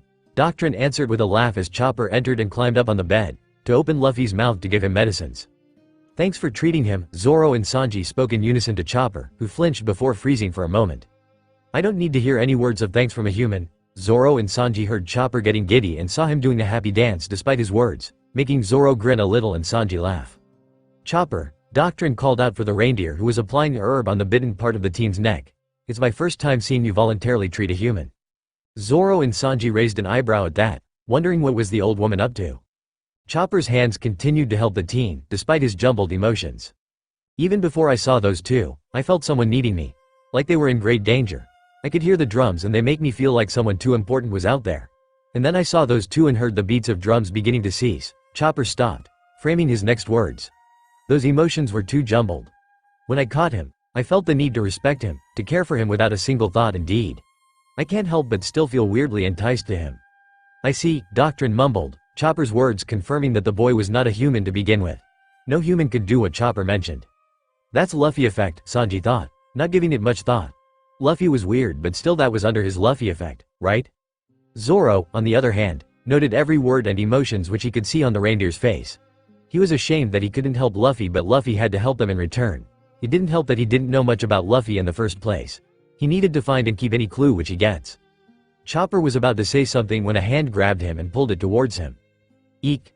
Chopper squeaked, feeling himself crushed to the chest of the teen. He wanted to struggle free of the grip and yet he felt himself not wanting. He felt himself wanting to crave for the touch of the being who was holding him. Chopper? Doctrine questioned looking at her apprentice disappearing in the blankets. Luffy? Are you awake? Zoro and Sanji asked at once, giving up their blankets and getting on their foot to reach the other side of Luffy's bed. Luffy answered, peeking out at his crew with a grin and bringing the reindeer before his eyes. You're cute. I'm not cute, your words don't make me happy at all, Chopper wiggled in Luffy's hands. If anyone noticed the tracks of tears, then no one questioned it. Join my crew, Luffy stated with a wide smile as he sat up and leaned on the bedside, trying to forget his recent nightmare. Come with us to the seas. We will have lots of adventure together. Chopper's eyes widened at that, even Dr. Kurei stood there stunned. At least we will finally have a doctor, Zoro sighed with a grin of his own. You are a doctor too? Luffy questioned seeing Chopper's wobbly lips and teary eyes. Did I say something wrong? Luffy prodded at the reindeer, tilting his head a little. I'm a reindeer. I cannot travel with you and these humans, Chopper cried, trying to wiggle free from Luffy's arms. Aren't you scared of how I look? I'm a reindeer but I talk and walk on two legs. So? Luffy asked, tilting his head. I don't see a problem. And my nose is blue too, Chopper spoke, his eyes gaining tears and body shaking. It doesn't matter. Luffy smiled wide. Chopper's eyes blew wide, his lips quivered and his body made an extra effort to leave the arms of the teen.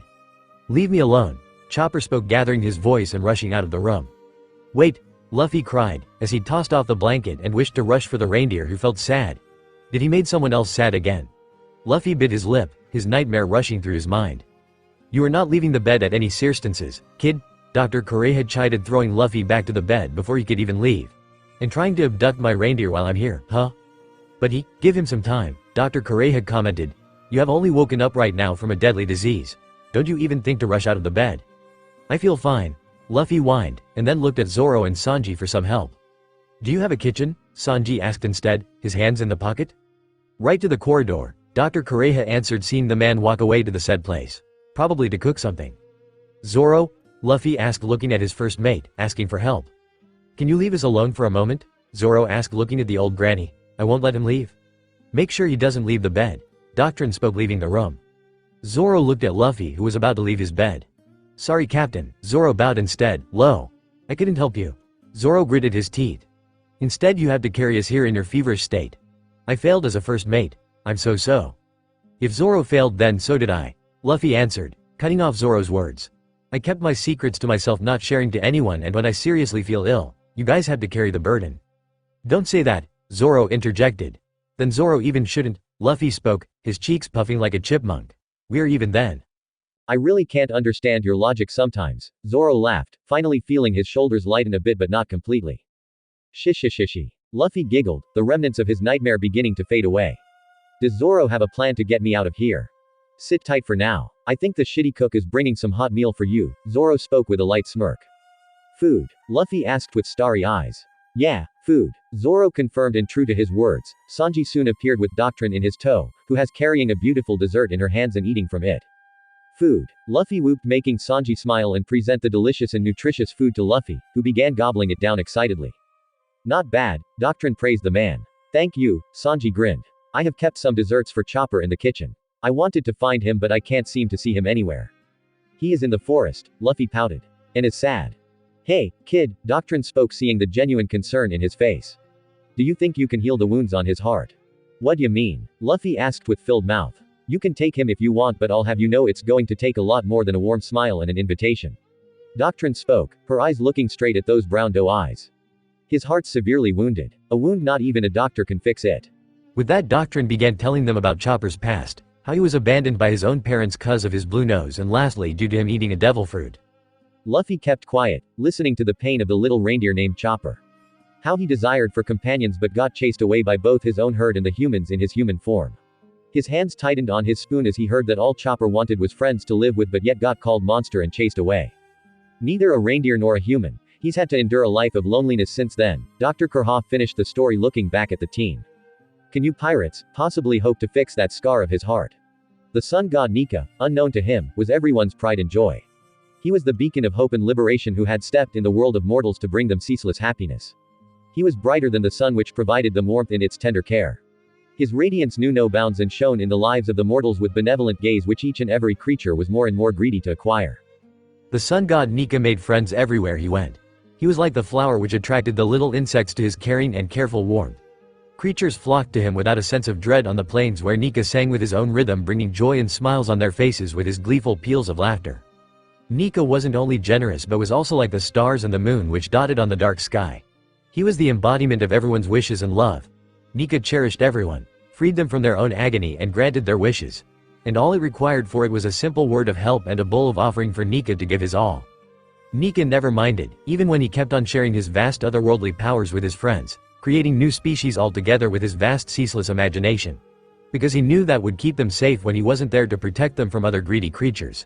He shared his flames, his powers, his fruits and what not the creatures asked of him, never even hesitant in the endeavor. All because Nika knew he was lonely. If he could make anyone stay by giving away a part of him, he never would mind.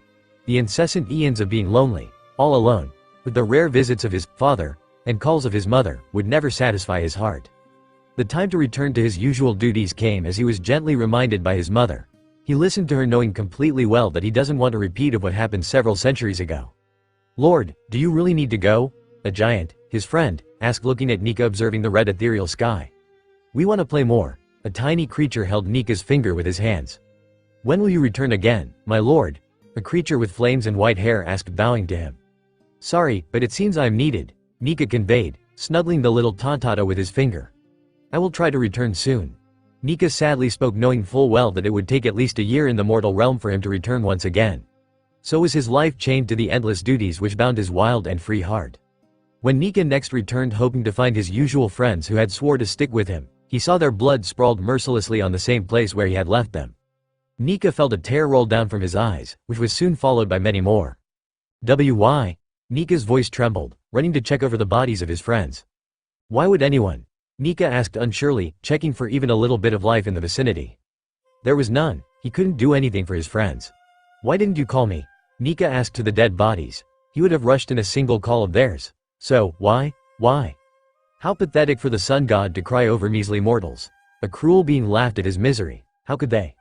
Nika lashed out violently, glaring at the shadowy figure who was standing in a circle. Did you do this? Nika inquired, his omnipresence power trying to crush the demon because he couldn't be anything more if he had murdered his friends in such a cold blood. Ah! You should have seen how they refused to call you, the demon cackled, not at all bothered by the scorching heat coming from the bearer of flames. Something like you would be punished if they called. Nika didn't give the demon a chance to say further as he lunged on it, but before he knew all went dark.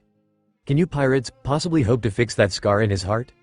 Luffy was snapped to the reality. A heart which was broken by both creatures where Chopper should belong. A broken heart which he swears to fix it, even if he has to give his own for the sake. Luffy was ready. He was about to voice it when the door to the room was thrown wide open by Chopper, who was in his reindeer form. Doctrine. Wapol is back. Luffy titled his head in confusion of who this Wapol was to make his new friend feel the frenzy of emotions. Who is Wapol? Luffy voiced when no one responded. He was the ruler of this country before. Doctrine spoke as she stood up from her place. Let's go, Chopper. Doctrine announced, walking to the door before turning backwards for a moment. Don't let him leave the bed, his condition hasn't improved completely. Understand, boys? Yes, ma'am, Sanji immediately voiced, whereas Zoro nodded his head. That's unfair. Luffy whined, pouting to his friends. I'm completely fine. Stay in, Luffy, Sanji spoke tiredly after touching the forehead of the said teen. It was still a bit hot, and not at its normal temperature. We will take care of the problem. With that, Zoro and Sanji headed outside, leaving a pouting Luffy. But Luffy wasn't going to sit still, so as soon as Zoro and Sanji left him without supervision, he sneaked his way to the rooftop to see what was going on. On the other hand, Sanji and Zoro made their way outside to find 3 more unknown people, and from the conversation which was going on it didn't look like those people had any good intentions. You know what, Zoro stated, his hands going to the hilt of his katana. There is someone who needs rest, and with your shouting, I don't think that idiot can contain his excitement. Zoro moved fast with his katana in his hands and Watto in his mouth. So shut the hell up, you tinbox. Why your majesty? He is that guy whom the Straw Hat Boy was carrying, Chess, one of Wapol's lackeys stated in horror at the murderous aura the green-haired man was emitting. Wapol was not allowed to speak another word as he was slashed on his chest by the man and thrown on the snow. Your majesty, Chess and Kuromarimo, who were with Wapol, shouted instantly. What in the world? Dr. Kurei had questioned at the strength of the swordsman, who without breaking a sweat had made Wapol lay flat on the ground. Even Chopper stood speechless at the action. Do we know these guys? Sanji uttered, smoking for the first time since the morning. Who cares? They are disturbing Luffy's rest, Zoro stated, unclasping Watto from his mouth and turning his back to the Tin Man. How dare you treat the king with such brutality? Chess yelled at the green-haired man. That's right, don't you know you are in the presence of royalty? Kuromarimo shouted. King? Zoro asked, looking over his shoulder. I don't care if you are a king or not. If Luffy comes out with your shouts, I swear I am gonna throw you 3 from the cliff. Does he have some bad blood with that guy? Dr. Kureha asked Sanji, who shrugged. Wapol shouted, getting up from the crimson snow which was painted with his own blood. You bastard! You have rocked me off for a big time. You are gonna pay. Keep your chitter-chatter low, Sanji spoke, not giving a shit to the king. You want round 2 or what? Zoro asked with raised eyebrows. He is. Chopper spoke, but he couldn't speak as he stared at the swordsman with amazement. Yeah, I know, Sanji spoke from beside Chopper. Zoro is a total monster in the flesh. But our captain is the biggest monster among us. Chopper didn't reply to Sanji as he felt himself going through an internal turmoil. Dalton's corpse is below, and here we have the rebel flag, as well as the Straw Hat Boy's friends. What a perfect chance to remove all the Throns in a perfect swift. Wapol mused as he stood up on his own legs. Indeed, Majesty. It will make a perfect rebirth for our Drum Kingdom. Chess agreed with the king. Allow us to put these imbeciles to their grave. I don't know what you were thinking, but you sure have some guts living in our Majesty's castle and you to attack him, Kuromarimo stated, getting spiky balls in his hands out of nowhere. I don't really kang piece of heap you call castle, Doctrine chuckled, folding her hands over her chest. But my stubborn lil friend here was insistent on making a grave for Hillock here. Doctrine stated, seeing Chopper change his form to Monster Point, which made the lackey's jaws drop. Your Majesty, that's the monster which came that day, Chess stated in horror. Yes, it's the same monster who came following Hillock that day, Kuromarimo confirmed, with wide eyes. Doc wanted to save this country and that's why I won't let you step a foot in this country, Chopper stated, looking at the lackeys. I won't let the likes of you knock down Doc's conviction. Luffy, who was seeing and listening all of it, whistled from the roof of the castle, sitting beside the pirate flag. His new Nakama sure has guts, he will give him that. Excellent. All the people who I want to kill are right here. Wapol cackled like a demon. No need for mercy, Chess and Kuromarimo, slaughter them all. What are those jerks even doing? I don't give a fuck about them. Sanji chewed the butt of his cigarette. Hey, Granny? Are you gonna fight? I'll lend you a hand if you can't, Doctrine stated, her eyes going to Chopper, who looked ready to fight. Turning a holy castle into a grave for a quack doctor, Kuromarimo angrily stated. I'll start by killing you, Dr. Kureha. Doctrine, Chopper shouted as the man threw spiky balls towards his mentor, who wasn't even moving from her spot. She didn't need to after all, as Sanji stopped the ball with his kick. Now, Sanji called, tilting his head and giving the man a deadly glare. What kind of afro bro goes after a lady? Luffy grinned proudly as Sanji got praised by Doctrine. He wanted to join in the fight, but well, he'll wait and see how much his friends have improved. He can't hog all the fight for himself after all. Gotcha, Kuromarimo smirked, happy with his own work of getting his spiky balls stuck on the blonde-haired teen's legs. Wha? Sanji asked, shaking his leg furiously, but it was of no use as the balls refused to come off. It won't come off, the hell's with this afro? Don't mess around, shitty cook, Zoro shouted before catching the name of the said attack and turning to the man who has named his attack, Electric Marimo, and who the hell gave you right to call Marimo? Now look who's getting all pissed off, Marimo, Sanji pronounced the last word gleefully, giving a tick mark to Zoro. You wanna go, cook? Zoro asked, unsheathing his katanas. What are you kids playing around for? Dr. Kureha asked with a sweat drop, seeing those two banter and bicker off like old married couples while the enemy was taking the chance and kept throwing more and more Marimo balls on them. Even Chopper was looking at them with confused eyes. HMPH. Talk about poor teamwork. Chess mused with a grin on his face, readying his bow and arrow. Let me tell you beforehand, those Marimo afros might not be in the best taste, but they sure do burn easily, he stated as his arrow caught fire. Knock it off, you two. Chopper tried to break the duo, who were still fighting without a care of the world. What? Sanji and Zoro asked in unison, noticing the flaming arrow for the first time. Chopper, having enough of it, ran forward to Chess while the man shot his arrows at Zoro and Sanji, who were trying to evade it. Get out of this country, Chopper shouted, going to hit Chess while he was concentrating, but all of a sudden in place of Chess was Wapol with his mouth wide open, ready to eat Chopper whole. Crap, Sanji shouted. Chopper, Dr. Kureha screamed with wide eyes. Stop, Zoro yelled out loud. Shave, Luffy called out, accumulating enough pressure of wind near his leg to not kill the man right now, and sending the blast towards the piss-poor excuse of Kane. AARGGGHHHHH, Wapol shouted in agony, as he was flinged back with a gash in his stomach. What was that? Zoro asked at the same time as Chess and Kuromarimo tended to their cane. Zoro turning towards from where the attack came, only to find Luffy grinning widely and enjoying the show while sitting on the rooftop. He really wanted to smack his face right now. What the hell are you doing out, Luffy? Sanji shouted, seeing his captain with a playful smile and mischievous glint in his eyes. I can't miss the show, so I'm here, Luffy announced, getting the attention of Chopper and Doctrine. I told you to rest, didn't I, kid? Doctrine asked, gritting her teeth, but the fact that it was the kid who had saved her, Chopper was welcomed. She couldn't imagine what she would do if she lost him too. It was boring there, also the sounds of fight made me to want to come, Luffy announced, not even minding the glares he was given. He could see the facade within Doctrine's words easily. Don't you dare still fight, understood, kiddo? Doctrine shouted, making Luffy pout and not promise anything. Why did you save me? Chopper asked unsurely as he got up on his legs. Aren't we friends? Luffy asked, tilting his head cutely, making Zoro and Sanji's anger to vanish momentarily. You think so? Chopper whispered under his breath, but it was heard by Luffy nonetheless, who laughed his silly giddy laughter. Don't you have business to attend, Chopper? Luffy asked with a smirk. I'll kill them. It's time for me to show them my Munch Munch factory. Wapol glared as he sat up. Let me show you the true power of the Munch Munch fruit. I'm glad I didn't end up killing him, Luffy mumbled, wiping imaginary sweats off his brow. He can still stand up? Zoro asked with raised eyebrows. Chess, list my meals since this morning, Wapol commanded, wiping off the blood from his mouth and adjusting his body to remove the blood. At once, Your Majesty, Chess obeyed, opening a small notebook. 1 butter sautéed cannon, 1 rock cannon, a cannonball and gunpowder salad, and 1 grilled house from village. Are those even edible? Zoro asked with a sweat drop. Calling him an omnivore would be the understatement of the decade. Sanji agreed absent-mindedly with Zoro. What's he planning to do? Chopper asked while staying in his base form. Without giving much information, Wapol used his fruit ability to turn into a house with cannon as his hands. Wapol House. Wapol shouted out his attack name, making Luffy whistled at the sheer imagination and creativity. But the next thing which Wapol did made each and everyone standing there hate him even more. He ate his followers. Chopper was the first one to shout out in shock. He's cannibalizing his friends, Sanji shouted while Zoro stayed quiet like Luffy, and when he turned to look at his captain who was wearing a jacket, he had an expression on his face which clearly shouted that those two weren't dead or eaten. True to Zoro's inference from inside Wapol's house door came out those two as one. This form of ours is Drum Kingdom's strongest warrior, Chessmarimo. The duo introduced themselves. Luffy's eyes sparkled with glee only for him to pout a second later when Sanji stated they were just piggybacking each other. Don't let your guard down, Doctrine warned Zoro and Sanji.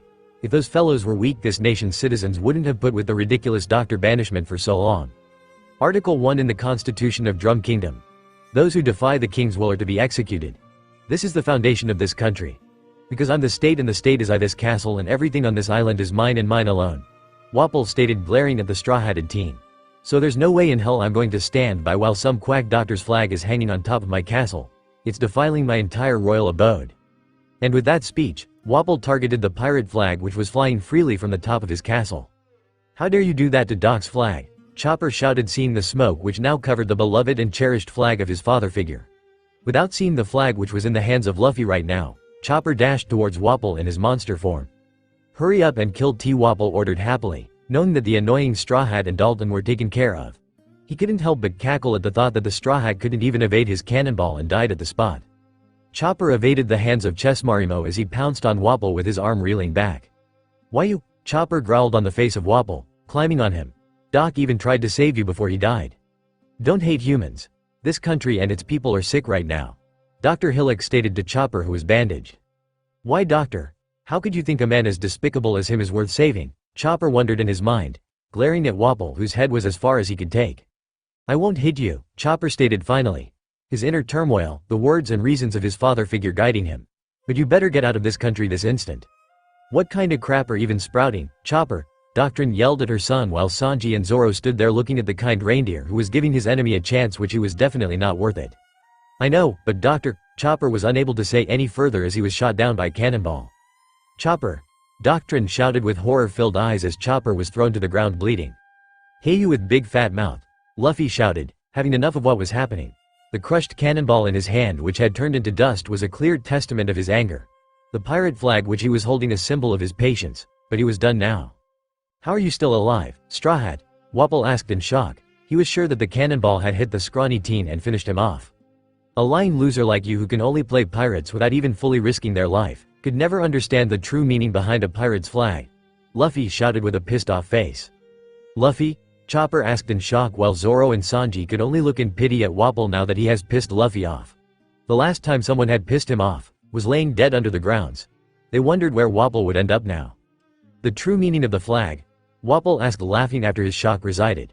How wrong he was for doing so, as if there could be any meaning behind some stupid stuffs that pirate use as a decoration. That's exactly why you are a lying loser. Luffy answered back, holding the flag, which didn't even have a single tear. What? Wapol asked, getting pissed off. This flag isn't something you pretend pirates can go around waving, even as a joke. Luffy spoke seriously. Oh please, you think that a king like me plays pirates because I want to? Wapol gritted out, getting irked as the second passed. Get rid of that eyesore at once. Chopper looked at Luffy in awe and more respect than his animal senses told him to. Luffy, he is amazing. This is my country and I won't let it be defiled by a pirate flag, Wapol shouted, pointing his cannon at the Straw Hat and the flag. I will shot it down how many times it takes. Watch out, Chopper shouted instantly, not noticing how Zoro and Sanji were relaxed. They were worried a bit but knew that Luffy's dodging skills were otherworldly. There was no way the teen would get hit or let the flag be hit. I would like to see you try, you jerk, Luffy shouted out. A pirate flag is a symbol of conviction. Boom! The cannon was fired, and to the shock of many except Zoro and Sanji, Luffy caught the cannonball easily with his other hand. Not even did he recoil from the force or let himself stumble. My grandpa throws better than you, Luffy smirked, holding the waving flag in his hand while tossing the cannonball in his other. How dare you belittle me? Wapol shouted, instantly being compared to a feeble grandfather of the team. But unknown to him, Zoro, who knew about the team's grandfather, couldn't help but agree with Luffy's words. I don't know who this flag belonged to, but a flag blacked by a man's conviction and will. It's not something you can play around with, Luffy declared, tossing the cannonball back to its owner. An idiot like you shouldn't even touch this flag. Arg! Wapol screamed in agony for the third time, as the cannonball blasted inside his stomach as he had tried to eat it up. Your Majesty, Chessmarimo shouted instantly. In Chopper's eyes, respect for Luffy increased more and more with each of his actions and words. Hey Chopper! Luffy called out to the reindeer and his newest nakama. What are you going to do now? If you want to protect that flag so much, then so be it, Wapol shouted, composing himself and aiming his cannonballs at Luffy. That's enough of you, Sanji shouted, not reading the room like Doctrine and Zoro had done. You cook, stop there, Zoro stated, holding the collar of the said man, saving him from getting mauled by Doctrine unknowingly. But Luffy, he is up to something, can't you see? Zoro asked with raised eyebrows, looking at Luffy, who was standing proudly with the flag in his hands and his eyes shadowed by this straw hat. He looks pissed, Sanji mumbled, taking out a cigarette from his pocket. What are you going to do now? Luffy's words whirled in Chopper's mind as he clutched his hooves tightly. What was he gonna do? He looked straight ahead and saw Wapol about to shot Luffy once again. What was he gonna do? He's gonna save the flag and Luffy. With that in his mind, Chopper ran straight ahead to tackle Wapol, but his punch got blocked by none other than Chessmarimo. Now we are talking. Get them, Chopper, Luffy yelled with an excited grin. Hee hee. Looks like that kid of mine finally showed some spirit, Doctrine mused with a big grin. Too bad for you, while we are here you can't lay a single hand on our Majesty, Chessmarimo stated with a nasty grin. What possible reason could a friendless monster like you have to save this kingdom? Shut up. I can fight even with nobody on my side as long as I have Doc's flag at my back, Chopper shouted in determination, hiding the stab in his heart from the words of the said man. Who told he is friendless? Luffy asked, sitting beside the flag. I'm his friend. It's too, Sanji stated, pointing to himself and Zoro, who was nodding. Chopper's eyes shimmered with hope as he peeked to look at his friends. Don't worry, Chopper, I won't let the hippo interrupt your fight, Luffy stated. Think you can take the other two? You are not fighting, Luffy, Zoro stated in a deadpan voice. Yeah, you sit right there, Captain. We will handle the hippo here if he interrupts, Sanji agreed with Zoro. That's mean, Luffy whined, feeling the unfairness. I won't hesitate anymore, Chopper stated, looking straight at Chessmarimo and ignoring the little banter of his friends. You think you can beat me? Huh? Stop joking, you animal, Chessmarimo stated teasingly. My name's Tony Chopper. The world's greatest doctor gave me that name, Chopper stated without any hesitation. Even if Doctor would forgive you brutes, I'll never forgive you for mocking him. The one begging for forgiveness will be you dumb monster, Chessmarimo spoke in unison. Get ready to die. Rumble Ball. Chopper brought out the little drug ball from his pockets. My Rumble Ball lasts for 3 minutes and I'll beat you up in that time. 3 minutes?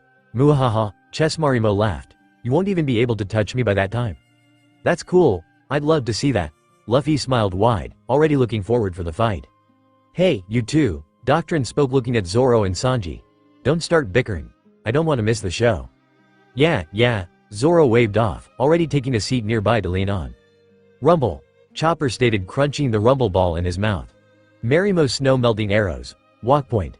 They both simultaneously called out their attacks. The enemy shot the flaming arrows while Chopper turned into an original reindeer, dodging the fire arrows easily. Huh, so you can transform now? That must mean you're also a devil fruit user? A zone-type fruit like Dalton? Your AR, Marimo concluded his observation. Heavy point. Chopper turned into a bulky reindeer, darting forward. No, I'm a human reindeer. What's the difference? The important thing here is that I've already memorized the 3 forms of your zone fruit, Chessmarimo stated, preparing their Marimo balls with hammers in it. Marimo's super surprise Quado hammers. At this point, Zoro didn't know if he should feel insulted or not by the use of the name. Especially when it was only Sanji who would call that stupid name for him. A side glance at Sanji showed his smirk, which made Zoro huff with a bit of embarrassment. You've already shown me all these of your forms. You're a power fighter just like Dalton, Chessmarimo exclaimed with a wild look in his eyes, his mind showing the 3 forms of the said reindeer before him. Jump point. Chopper quickly jumped above Chessmarimo, dodging all of his attacks easily. The spectators were amused at the new form which he produced. What? You have 4 forms? Chessmarimo exclaimed with wide eyes, as much as he knows Dalton had only 3 forms. Guard point. Chopper called, shifting to his other form. My Rumble Ball is a drug that specifically alters the wavelength emitted by each form. After 5 years of research, I've discovered 4 additional transformation points. Luffy counted the total forms, which equaled to 7, with wide, starry eyes. Luffy cheered. 7 freaking forms? He's the world's coolest reindeer. Arm point. Chopper called out his another form, choosing to stash the praise in the back of his mind. Even if you have 7 forms, all you are doing is dodging my attacks. At this rate you can't even defeat me. Chessmarimo cackled evilly. His master or his majesty looked proud at his confidence. Brain point. Chopper called out, taking a good distance from his opponent and ignoring his words. Scope. That pose. Luffy exclaimed with wide eyes and vibrating with excitement. It's gotta be a beam. He's gonna shot out a beam for real. You got a brain damage, kid? Doctrine asked with a sweat drop, seeing the teen vibrate at his place. She wondered if he would fall dead.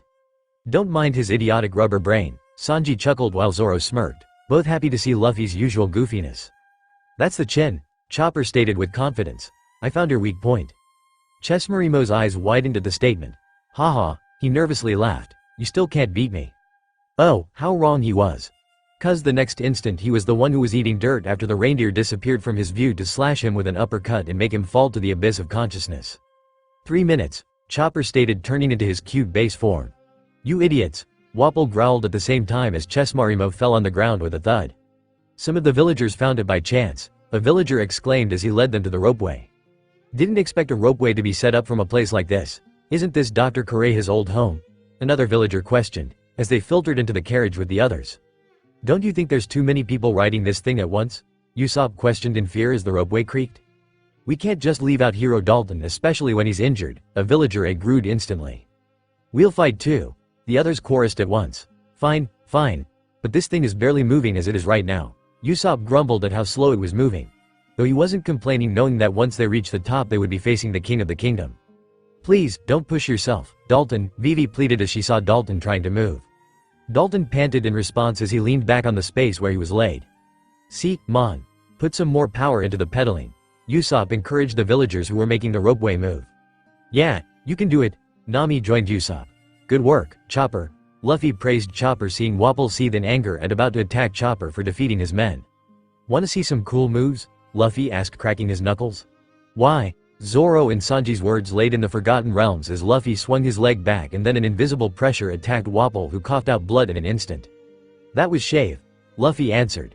It is basically accumulating air pressure and releasing it in a go-like swoosh and then boom. Luffy grinned at the shocked faces of his spectators. Without giving them further warning he jumped off the roof. Luffy, Zoro and Sanji shouted instantly, but stood frozen like the others once they saw Luffy walking in the air. And this one is Skywalk. Luffy answered, walking at his pace towards Wapol, who was seething in anger and pain. I don't know how to do this though. You gotta ask Sabo or Ace about it. Luffy informed, stepping on the snowy ground, turning his back to Wapol to face his friends. Watch out, Chopper yelled instantly, seeing Wapol get up and try to attack Luffy, taking the chance. Keyword. Try. This is paper art, Luffy answered, getting himself as thin as paper to evade the attack done by Wapol by his axe. It's basically turning as thin as paper.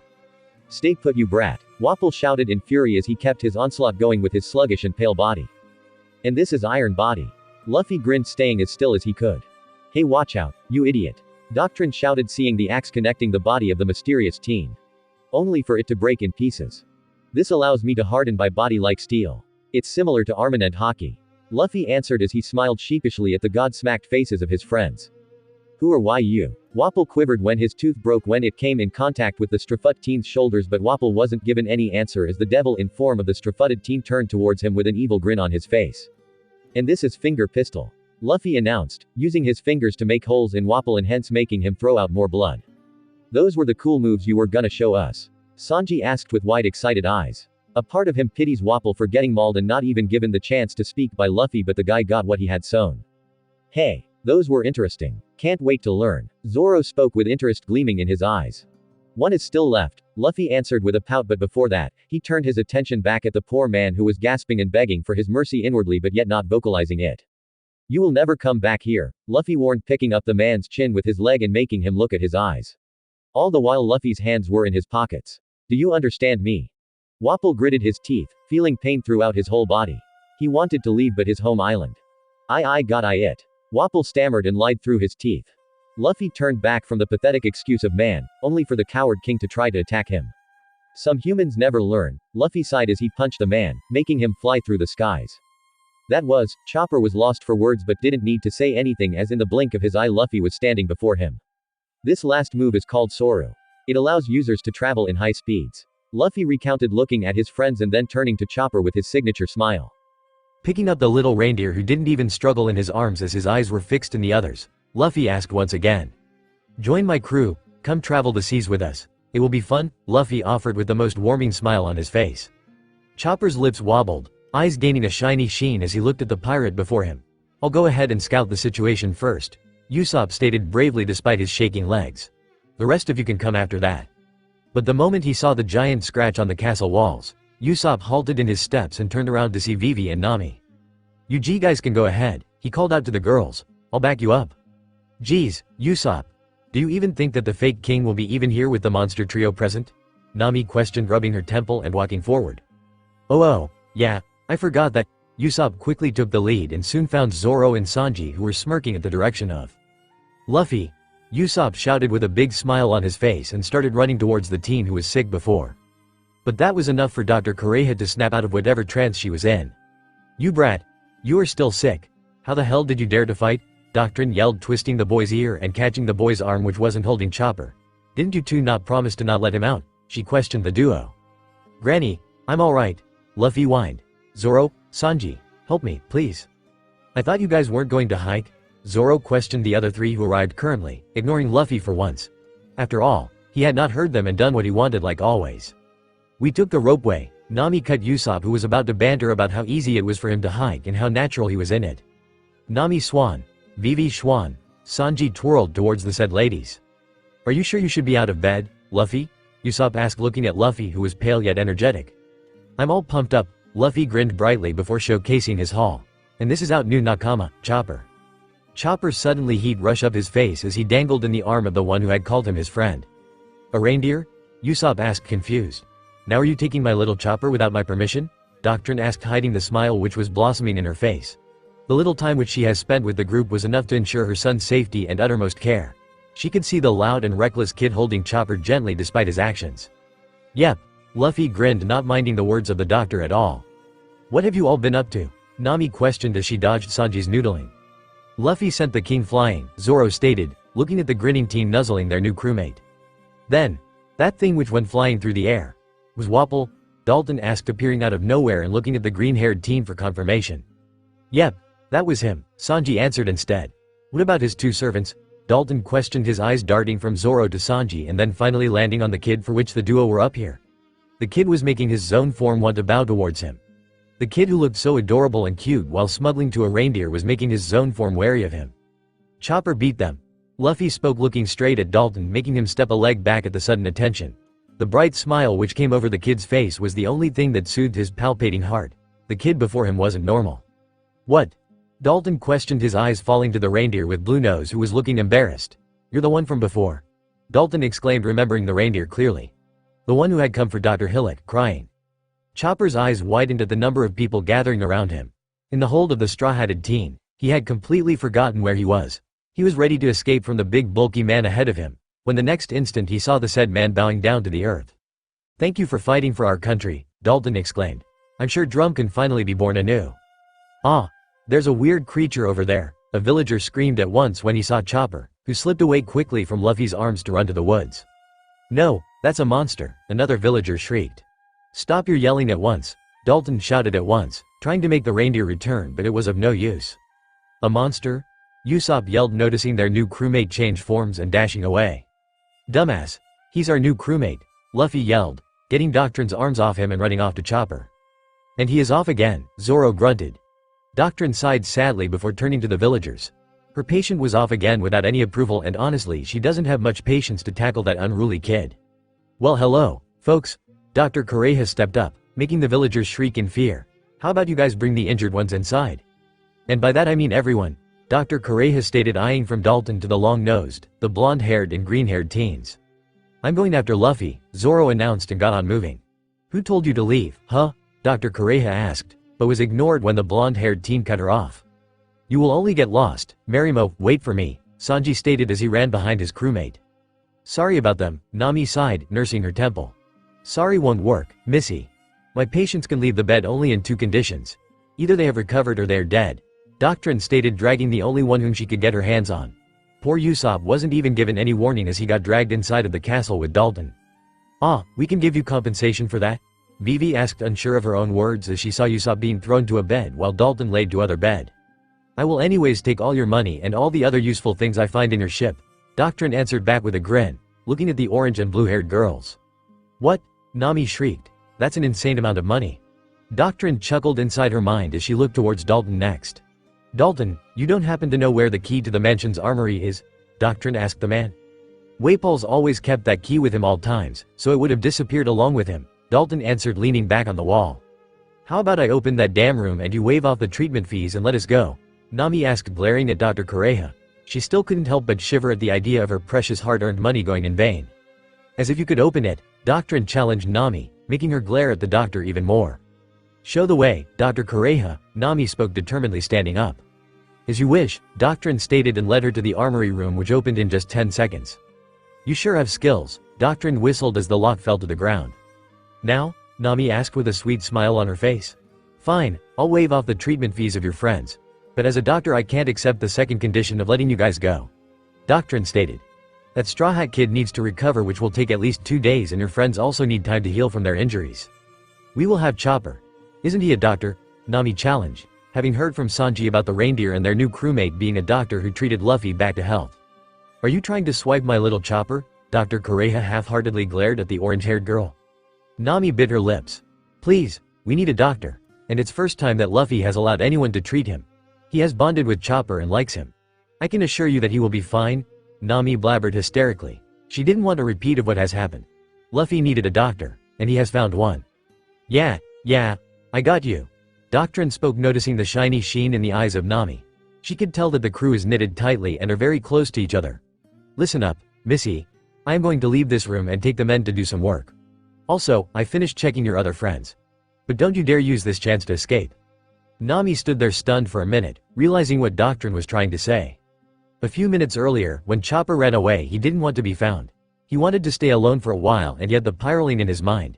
Yet the way he had held him gently seemed to be making his eyes glitter with new tears. "There you are," Chopper squeaked at the unknown presence and yet familiar voice as he turned to see Luffy standing there with a warm grin. "Let's go be pirates together," Luffy exclaimed with the brightest smile on his face. "It's impossible," Chopper answered back, his eyes shielded by his hat. "We're different," Chopper whispered under his breath, but that was heard by Luffy, who tilted his head in confusion.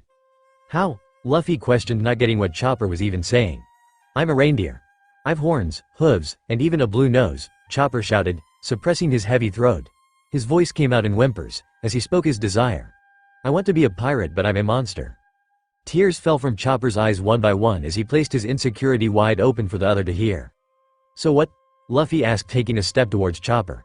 His eyes softened as he felt the inner feelings of Chopper. Confusion, anger, self-doubt. Chopper is not alone. "I'm a monster too." "You can't be a monster," Chopper instantly yelled back. "But I am," Luffy shrugged. "I have been called such by many." But I'm not even a human," Chopper tried to argue once more. "Neither am I," Luffy replied back softly. His words carried by the winds for Chopper, Zoro and Sanji to hear. The latter of two froze at the words, but they had an inkling that it was the case. But hearing from the mouth of the said teen was something else. "No you are," Chopper stopped himself, going through the discoveries he made of the kid standing before him. "Will you really take someone like me?" Chopper asked, quivering, and soon got engulfed by Luffy's lanky limbs. "Why not? Chopper is Chopper. A monster like me. But a good monster who protects his friends," Luffy replied with a bright smile. Chopper couldn't control his tears anymore as he gave in to crying into the arms of Luffy, who softly petted his furry back. "Let's go back," Sanji suggested to Zoro, who nodded. The Straw Hats were waiting outside the castle on the snowy grounds for their new crewmate, who had gone to say his goodbyes to his mentor and mother figure. "We should go say goodbye as well to Granny," Luffy suggested, rolling the snow around him to make a big snowman. He was brimming with energy to say the least, and happy that the snow was not melting to his touch anymore. "If you go, she won't let you go," Nami answered back. "You don't want to stuck here, right?" "No way," Luffy gasped. "Anyways, it's good for Chopper to do it alone. It's gonna be teary," Usopp suggested, drawing on the snowy ground. "I wonder what's going on," Vivi wondered, looking at the castle, and soon to answer her question loud sounds erupted from the castle. "Guys, what's going on?" Usopp asked as he looked towards the place from where screams and yells were coming from. "That's our cue," Luffy grinned as soon Chopper burst off from the main door of the castle, a sleigh tied to his back. "What's going on?" Nami questioned loudly. "I'm being chased," Chopper yelled back, running to the Straw Hats and his friends. "What?" Usopp questioned with wide eyes, already looking for perpetrators. Everyone get on. We will be getting down the mountain this instant, Chopper announced. Wait there, Doctrine came rushing in the scene carrying bloody knives in her hand to throw at them. What the hell? The Straw Hat Pirates shouted in shock except for the captain who laughed and hurdled them all in the sleigh towed by Chopper. This is awesome. Luffy squealed taking the front seat and shouting while still in the air. I am gonna die. Usopp screamed in fear as he cleft the side of the sleigh to balance himself. Lucky for him, the ride in the air ended soon and they were on land. In all this no one saw Chopper clenching his eyes shut and remembering what happened. The farewell with Doctorine and the words of how Dr. Hillock hadn't completed his research. He didn't want to believe it, but right now his trust was wavering. Did he lie to him so that he would not be sad with his death? Boom! Chopper stopped in his tracks, transforming to his base form as they reached the cliff too, beside which the Straw Hat's ship was docked. Something is going to happen, Luffy chimed in sitting on the head of the sleigh. The snow soon turned into an enchanting soft pink color, falling on everyone like the cherry blossom leaves in the spring season. This is awesome. Luffy chirped while the others couldn't even find words to describe the beautiful and unique snow. Chopper's eyes glistened at the sight. Doctor's hard work wasn't a lie, he didn't lie to him, he was successful. Now go my foolish son, Doctrine cried from the top of the mountain which looked as if it was covered with cherry blossom leaves. Loud cheers, happy yellings, playful chirping and fighting had all ceased on the deck of the Going Merry as mostly everyone laid on the deck lost in sweet dreams. The party which was held to commemorate their new crewmate had been a blast, making everyone roll on with the party, forgetting their worries and just enjoy the night.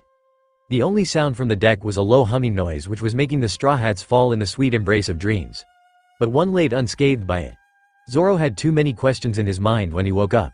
Sitting up he heard the melody coming from the figurehead making him follow it to find Luffy who was sitting on the figurehead relishing the moonlight which the moon was providing, which seemed to specifically give him an ethereal glow. Zoro, Luffy hummed, showing that he was aware of the presence of his first mate on the deck. You have questions? Zoro wasn't at all shocked that Luffy could read him without even looking at him. Zoro took steps to stand beside his captain and looked at him. His soft cheeks were glowing. His hair seemed to dance in the non-existent wind which was bestowed in the middle of the ocean.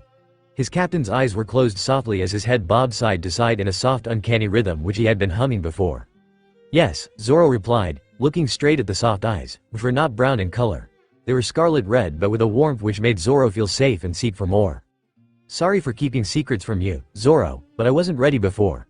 Zoro heard and saw the confusion in his captain's eyes. You don't need to tell me if you feel uncomfortable, Zoro replied, not wanting to make Luffy uncomfortable at all. But we at least ought to know what we shall do to help you. As a first mate I feel like I am failing you. She, Zoro, Luffy chuckled softly with his warm sunny smile on his face. Zoro can never fail me. And I suppose that I should tell Zoro what's going on but Zoro ought to promise to not speak a word about it until I agree. I swear on my name and ambition, Zoro vowed looking determinedly at Luffy's scarlet eyes which didn't seem to scare him like the first time he had seen.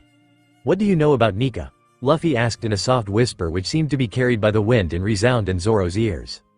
Your fruit name is Hito no Mi. Model Nika. I don't know anything other than that, Zoro answered to the best he could. He hasn't heard about Nika anywhere. A sad smile seemed to pass on Luffy's face before he turned to face the ocean, which seemed to dance in his presence. Nika. A soft laughter came from Luffy's mouth which Zoro couldn't comprehend. Many call him the sun god or Joyboy or the warrior of liberation. He is a deity? Zoro questioned with wide eyes. Your fruit is a part of a deity? A soft chuckle escaped Luffy's mouth. Silly Zoro. I am Nika. The fruit is a part of me. Zoro stood there stunned.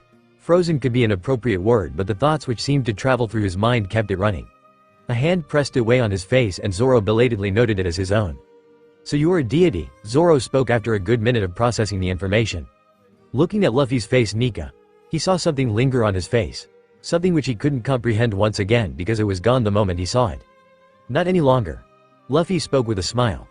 Those powers were a shackle to my heart which I chose to give up.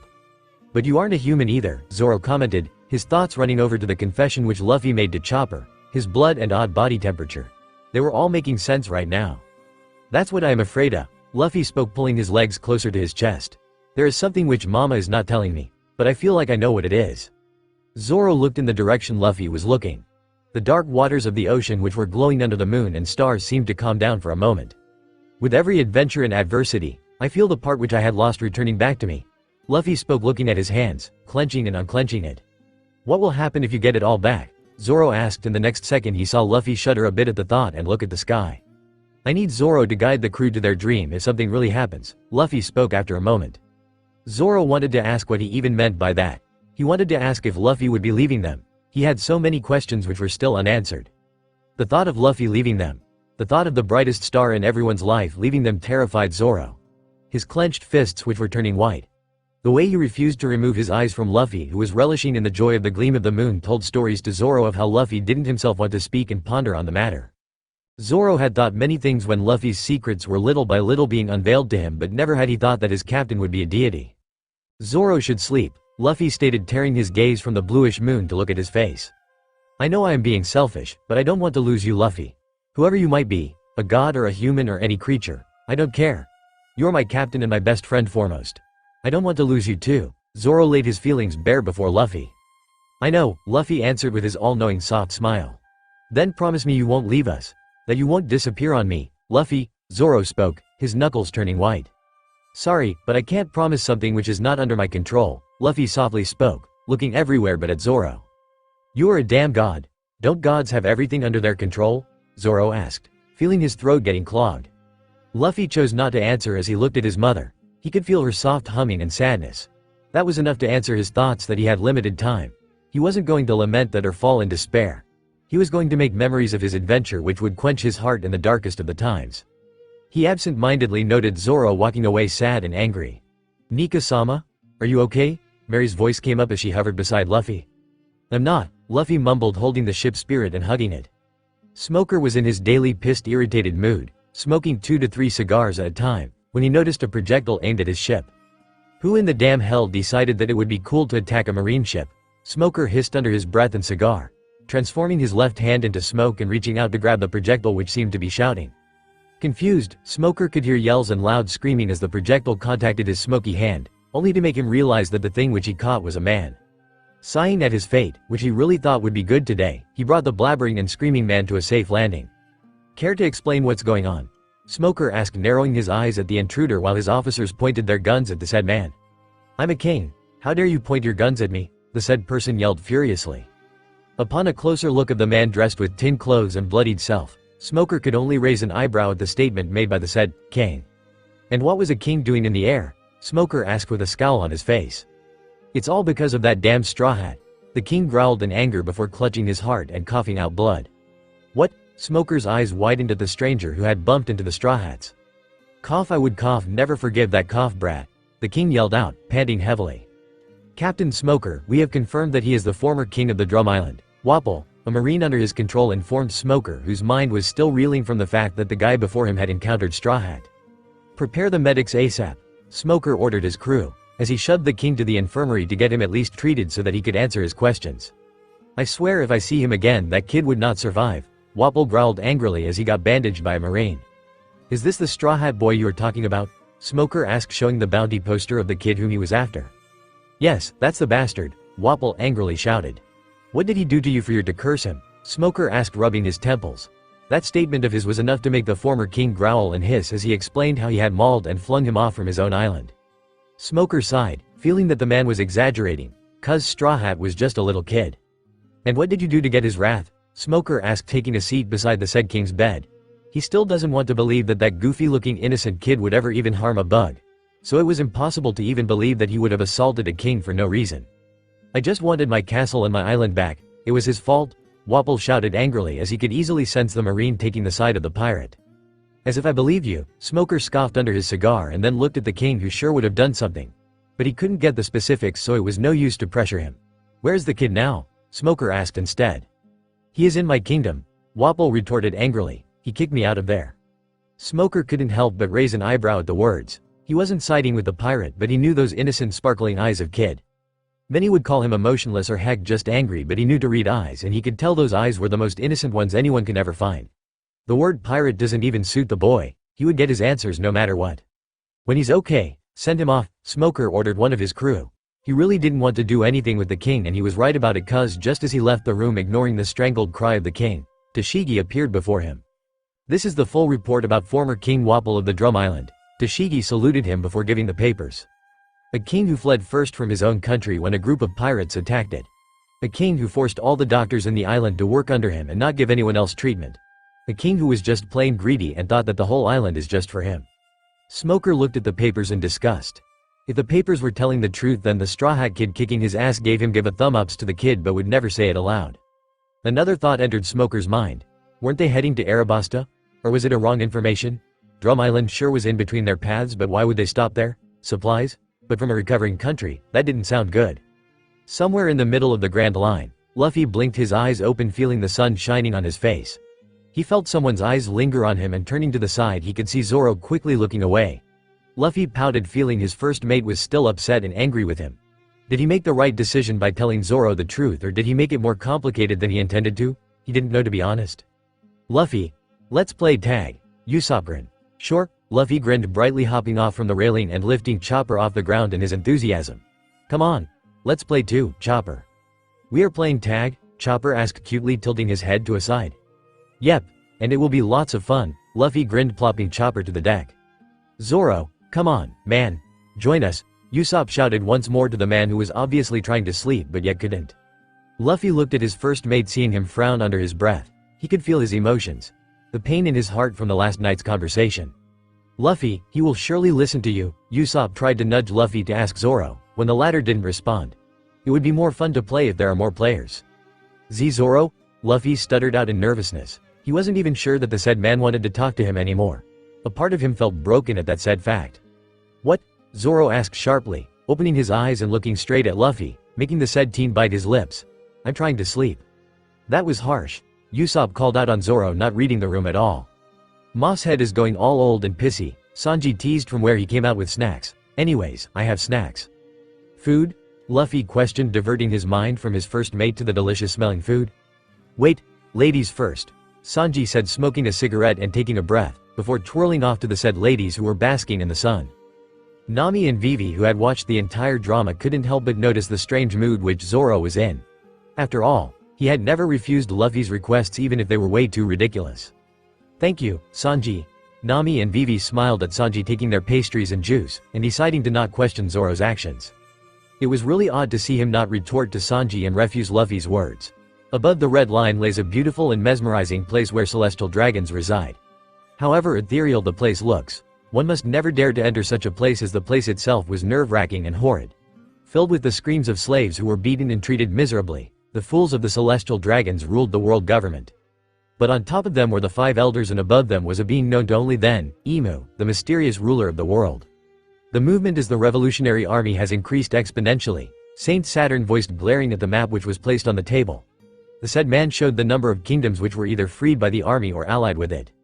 If only that was our concern, Saint Walkyrie tutted.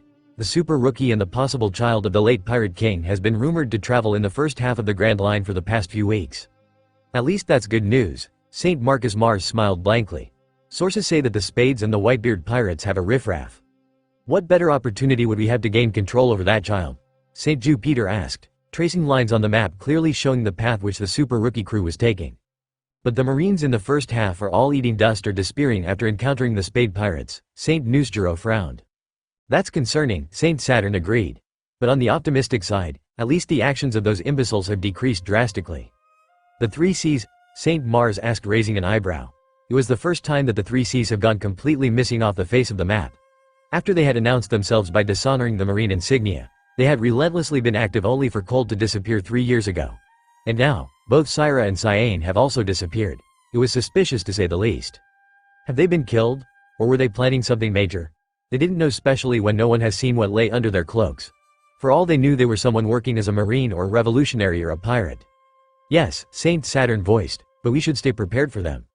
Zoro wasn't someone who would be pissed off on any matters except for his dreams of being the greatest swordsman of the world. So, it was really a shock for him when he experienced himself feeling such emotions which he had felt last time when Kuina died.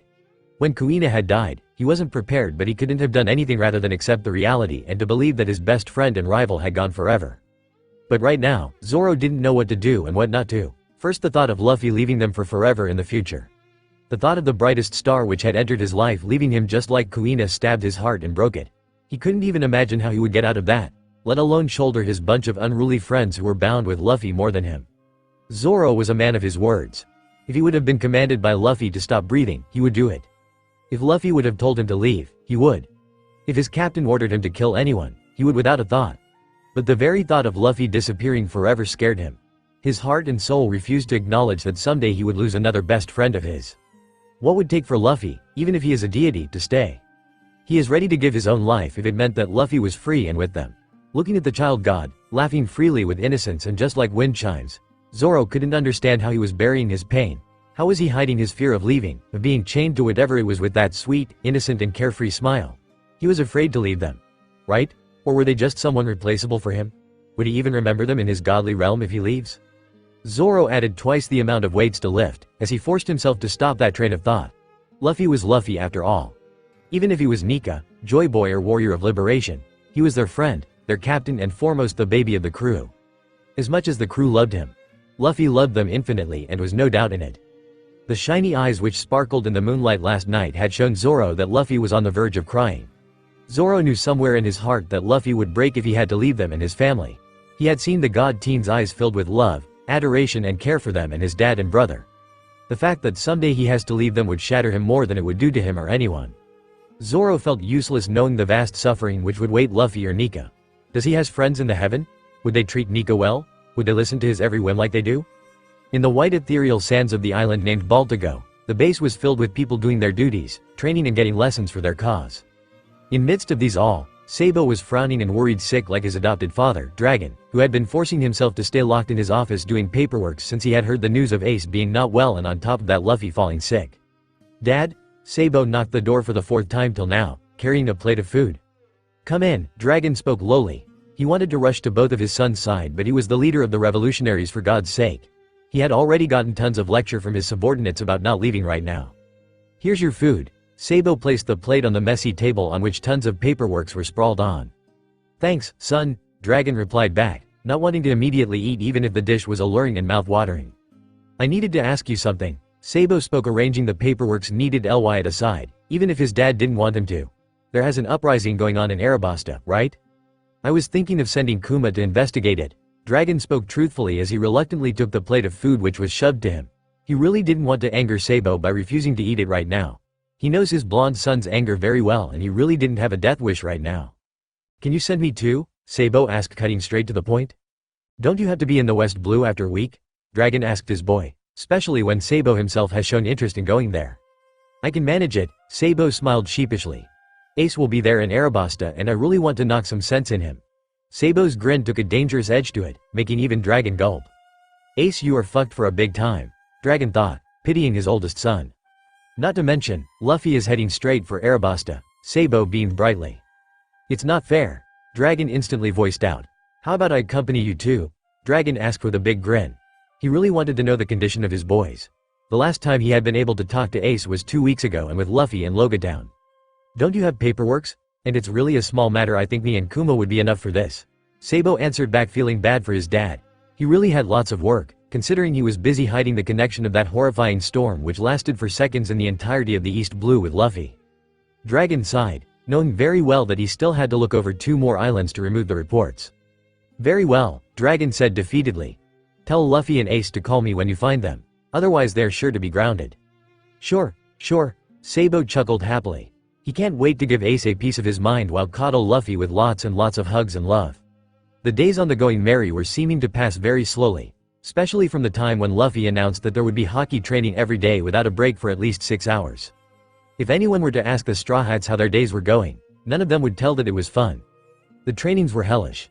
And that even considering from Tanji, who were starting to flinch at the name of training but still not backing away or running away from it like the others. Nami and Vivi were partnered most of the time for training while it was Usopp and Chopper as each other's partner. They would sometimes pity each other and give a low whack, but the next they would know is Luffy catching them and start to whacking both of the pairs simultaneously, ignoring the screams and shrieks of pain. So it was really better to whack the other than get Luffy's whacking. They were still in a good position, having to run at least for an hour before they started punching the metal rods and plates and then whacking each other till the other either falls down or collapses. There were no breaks, except water breaks. Zoro and Sanji were in literal hell, considering the fact that after their normal training they were supposed to land at least 1 hit on Luffy in 2 hours or they would have to swim for 3 hours after dinner. Those two were experiencing literal hell, considering the fact that even touching Luffy looked like a far-fetched dream. And not to mention that after all of those, they needed to spar with Luffy, who would brutally, without even controlling his insane strength, make them eat dust. How the hell are they still going on? Usopp wheezed out, clutching his throbbing body parts. His body, his muscles, even his bones and hair were shrieking in pain from today's exercise. They aren't called the monsters of the crew simply. Nami shuddered seeing Luffy kick Sanji in his head, making the said blonde land face first on the deck. How is he so strong when he is just a kid? Vivi questioned, hugging her arms in fear, seeing the said kid captain not even take Zoro and Sanji seriously. The thought of Luffy even wanting to spar or train them personally was enough to scare her to death. With the insane strength, the kid was showing she was sure that it was Crocodile she needed to pity for. A kid? Nami chuckled, holding Chopper in her arms, who had eyes filled with confusion and curiosity. He isn't a kid. He is 17, for God's sake. What? Vivi's eyes widened at once. How much did you guess? Usopp asked, remembering them in the same position just a few days ago. Honestly, I thought he was 13, Vivi spoke, making Usopp and Nami chuckle.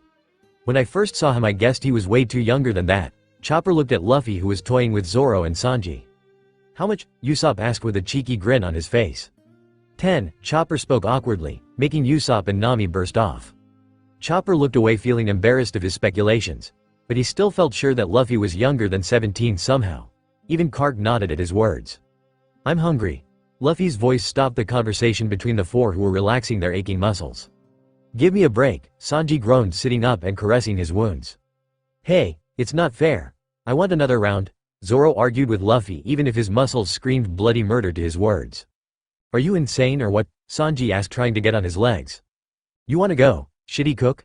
Zoro glared half-heartedly. The incidents of Luffy falling in trouble had made them closer to not argue intensely like before, but still they both couldn't let go of their habit, which led to the others to speculate that they secretly loved to bicker with each other. If you are so eager, Sanji glared back.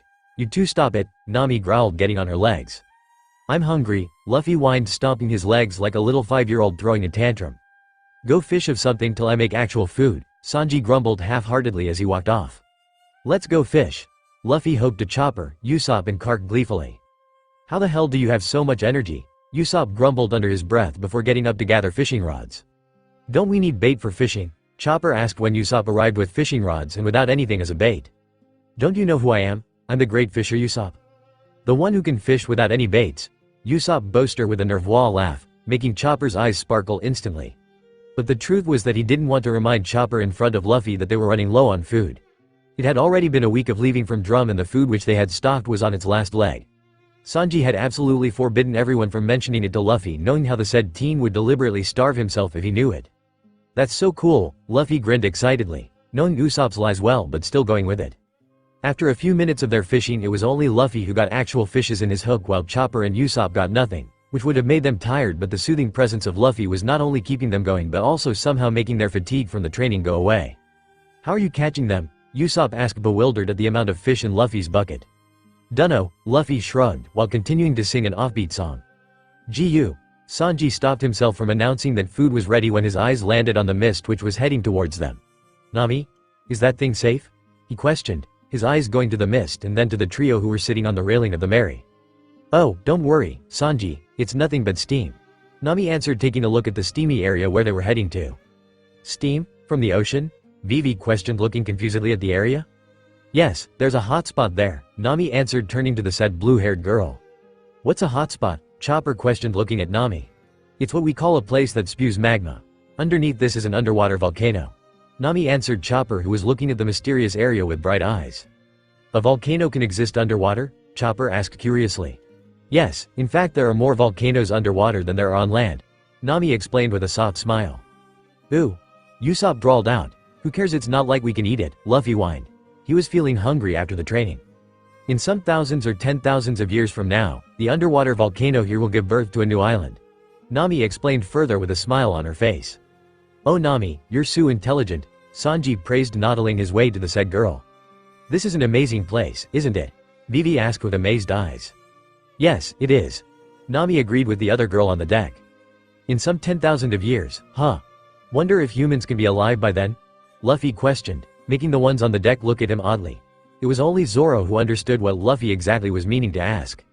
Not a chance, Usopp waved off the question, not noticing the sadness which came over Luffy's face only to get hidden by the steams which soon engulfed them. Ag. Cough. Cough. It stinks of sulfur. I can't see anything with all this steam. Bear with it, we'll sail past it soon enough. A few seconds into the steamy area, and Usopp's fishing rod twitched, showing that he had caught something big.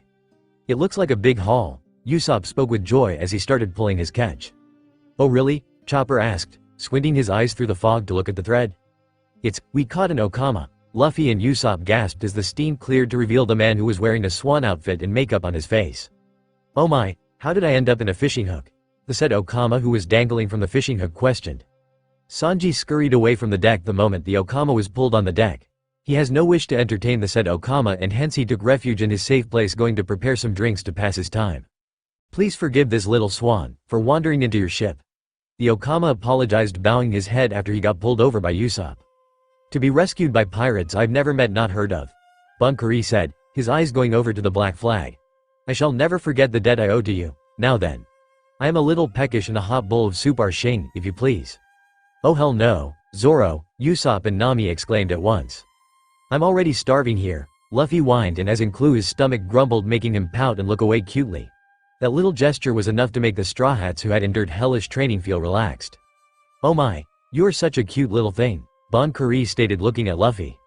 I'm not, Luffy huffed, crossing his arms. And you too, you're just my type, Bon Kurei flirted with Vivi with a wink and a weird expression on his face. You. Vivi groaned with disgust looking away from the Okama. What a weirdo, she thought. I'd have drowned if not for you guys, Bon Kurei stated thanking Usopp once more. You can't swim? Usopp asked raising an eyebrow.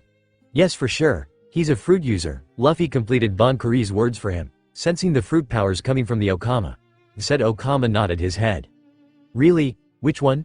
Usopp asked with amazed eyes, ignoring the fact that Luffy knew. Well since I do have some time to kill until my crew comes looking for me, allow me to treat you daisies to a show. Bon Kurei suggested standing up and targeting for the baby cheeks of the youngest in the crew. Luffy stepped back dodging the smack from Bon instinctively. What are you? Zoro shouted ready to take out his sword, after seeing the Okama try to attack Luffy. Come on, I just wanted to show you a show, Bon Kurei called out attempting once more to touch Luffy's baby cheeks only to be dogged once more. You are attempting to attack our captain, Zoro hissed out, a sword pointing to Bon already. Sorry, Bon Kurei raised his hands in surrender. It's not fun to ruin the surprise but I will tell you. Bon Kurei touched Usopp's cheeks lightly, having given up on that cute baby face of the captain of the ship. Wasn't it really astonishing for a kid to be a captain? If I touch someone's face then I can look like them, Bon Kurei spoke making a weird expression with Usopp's face and his sound. What the heck? Zoro asked taking his swords back. There are two Usopp, Luffy shouted in shock. Behold my ability, Bon Kurei happily stated, seeing everyone in shock. And if I touch my face with my left hand? Tada, back to normal, Bon Kurei exclaimed, his face turning back to his own. This is the power of the copy fruit I ate. His voice. Nami whispered under her breath. Even his body shape was identical, Usopp muttered with wide eyes. That's so cool, Luffy squealed vibrating with excitement. Of course, there really was no need for me to hit you, Bon Kurei mumbled looking at Luffy who had evaded all his attempts to be touched. All he wanted was to touch those squishy baby cheeks. If I take my right hand, Bon Kurei spoke attempting to touch Luffy's face once more only for the team to be pulled back by the swordsman and hence his hand colliding with Zoro's face and his own face changing to Zoro's. And touch someone's face, Bon Kurei touched Chopper and his face changed instantly once again. Then as you can see I can copy their faces, his hands glided Nami's face. As well as their bodies. Bon Kurei showed the body of the owner. Stop it, Nami screamed hitting Bon Kurei with her fists angrily. Why yes ma'am, Bon Chan cried with a bump on his head and tears in eyes as he held his wounds. You're amazing, Luffy squealed with Chopper who was also excited to see more. Show us more, Luffy, Usopp and Chopper pleaded at once to the user of copy fruit who was sitting back. I'm afraid that I can't risk to show you more right now. Please, Luffy pleaded unknowingly using his sparkling eyes on the Okama, which absolutely made him throw his risks and give in. There he goes, Nami sighed, her belief on those puppy eyes strengthening more and more. For my next act I'll show you my memory ability, Bon Chan exclaimed with a big smile on his face, making the childish trio whoop in excitement. A face I've touched once in the past, I do not forget. Vivi gasped with wide eyes when the Okama started changing to the faces he had once touched. Her hands covered her shaky breathing as her eyes widened when she spotted her own father among one of the faces the Okama showcased. How is it? My hidden talents? Bon Kurei asked performing his Okama dance to the trio who were sitting on the deck and enjoying the show. This isn't something I ordinarily show to others, you know. Bravo! Bravo! Luffy, Usopp and Chopper clapped their hands in amazement. The sore bodies of the latter two didn't even hurt when they started dancing and singing together with their entertainer. Hey, There's a ship coming this way. Could that be your ship? Nami asked, looking at the ship which was approaching them at a fast rate. Oh phooey, time to part ways already. What a pity. Bon Kurei stated, feeling sad as he stood on the railing, facing the winds and his ship. What? Luffy, Usopp and Chopper cried out, not willing to let go of their new friend and entertainer. Don't cry, my silly billies.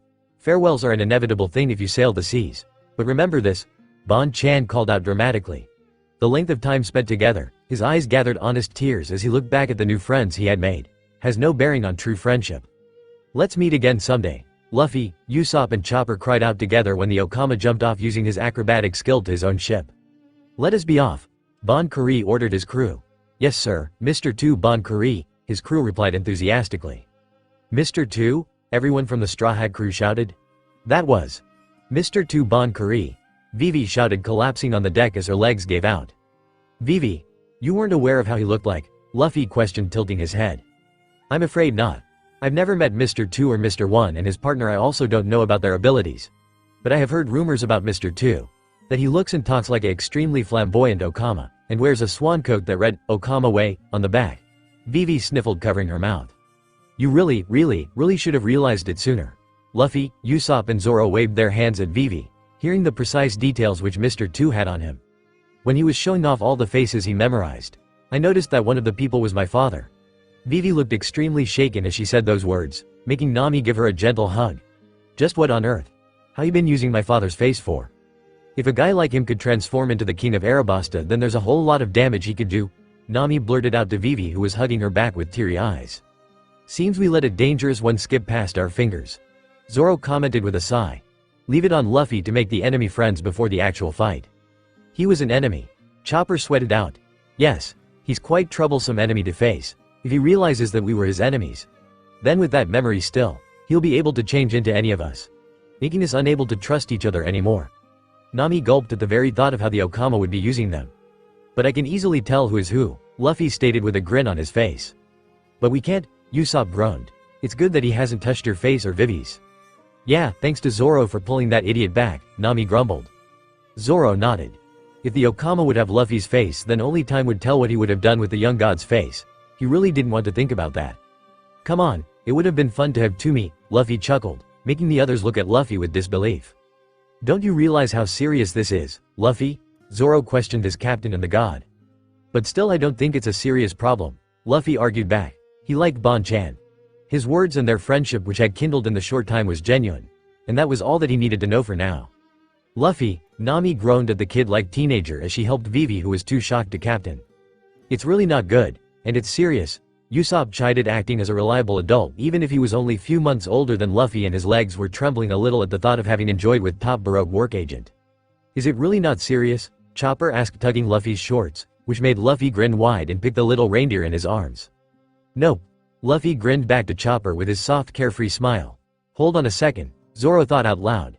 Even if Luffy probably won't have any real reason for thinking this way, but I don't think he's wrong either. There's no need to panic. Zoro specifically gestured to Vivi as a confident smirk took over his face. We should consider ourselves lucky for having met him just now. 'Cause now, we can now set up a countermeasure.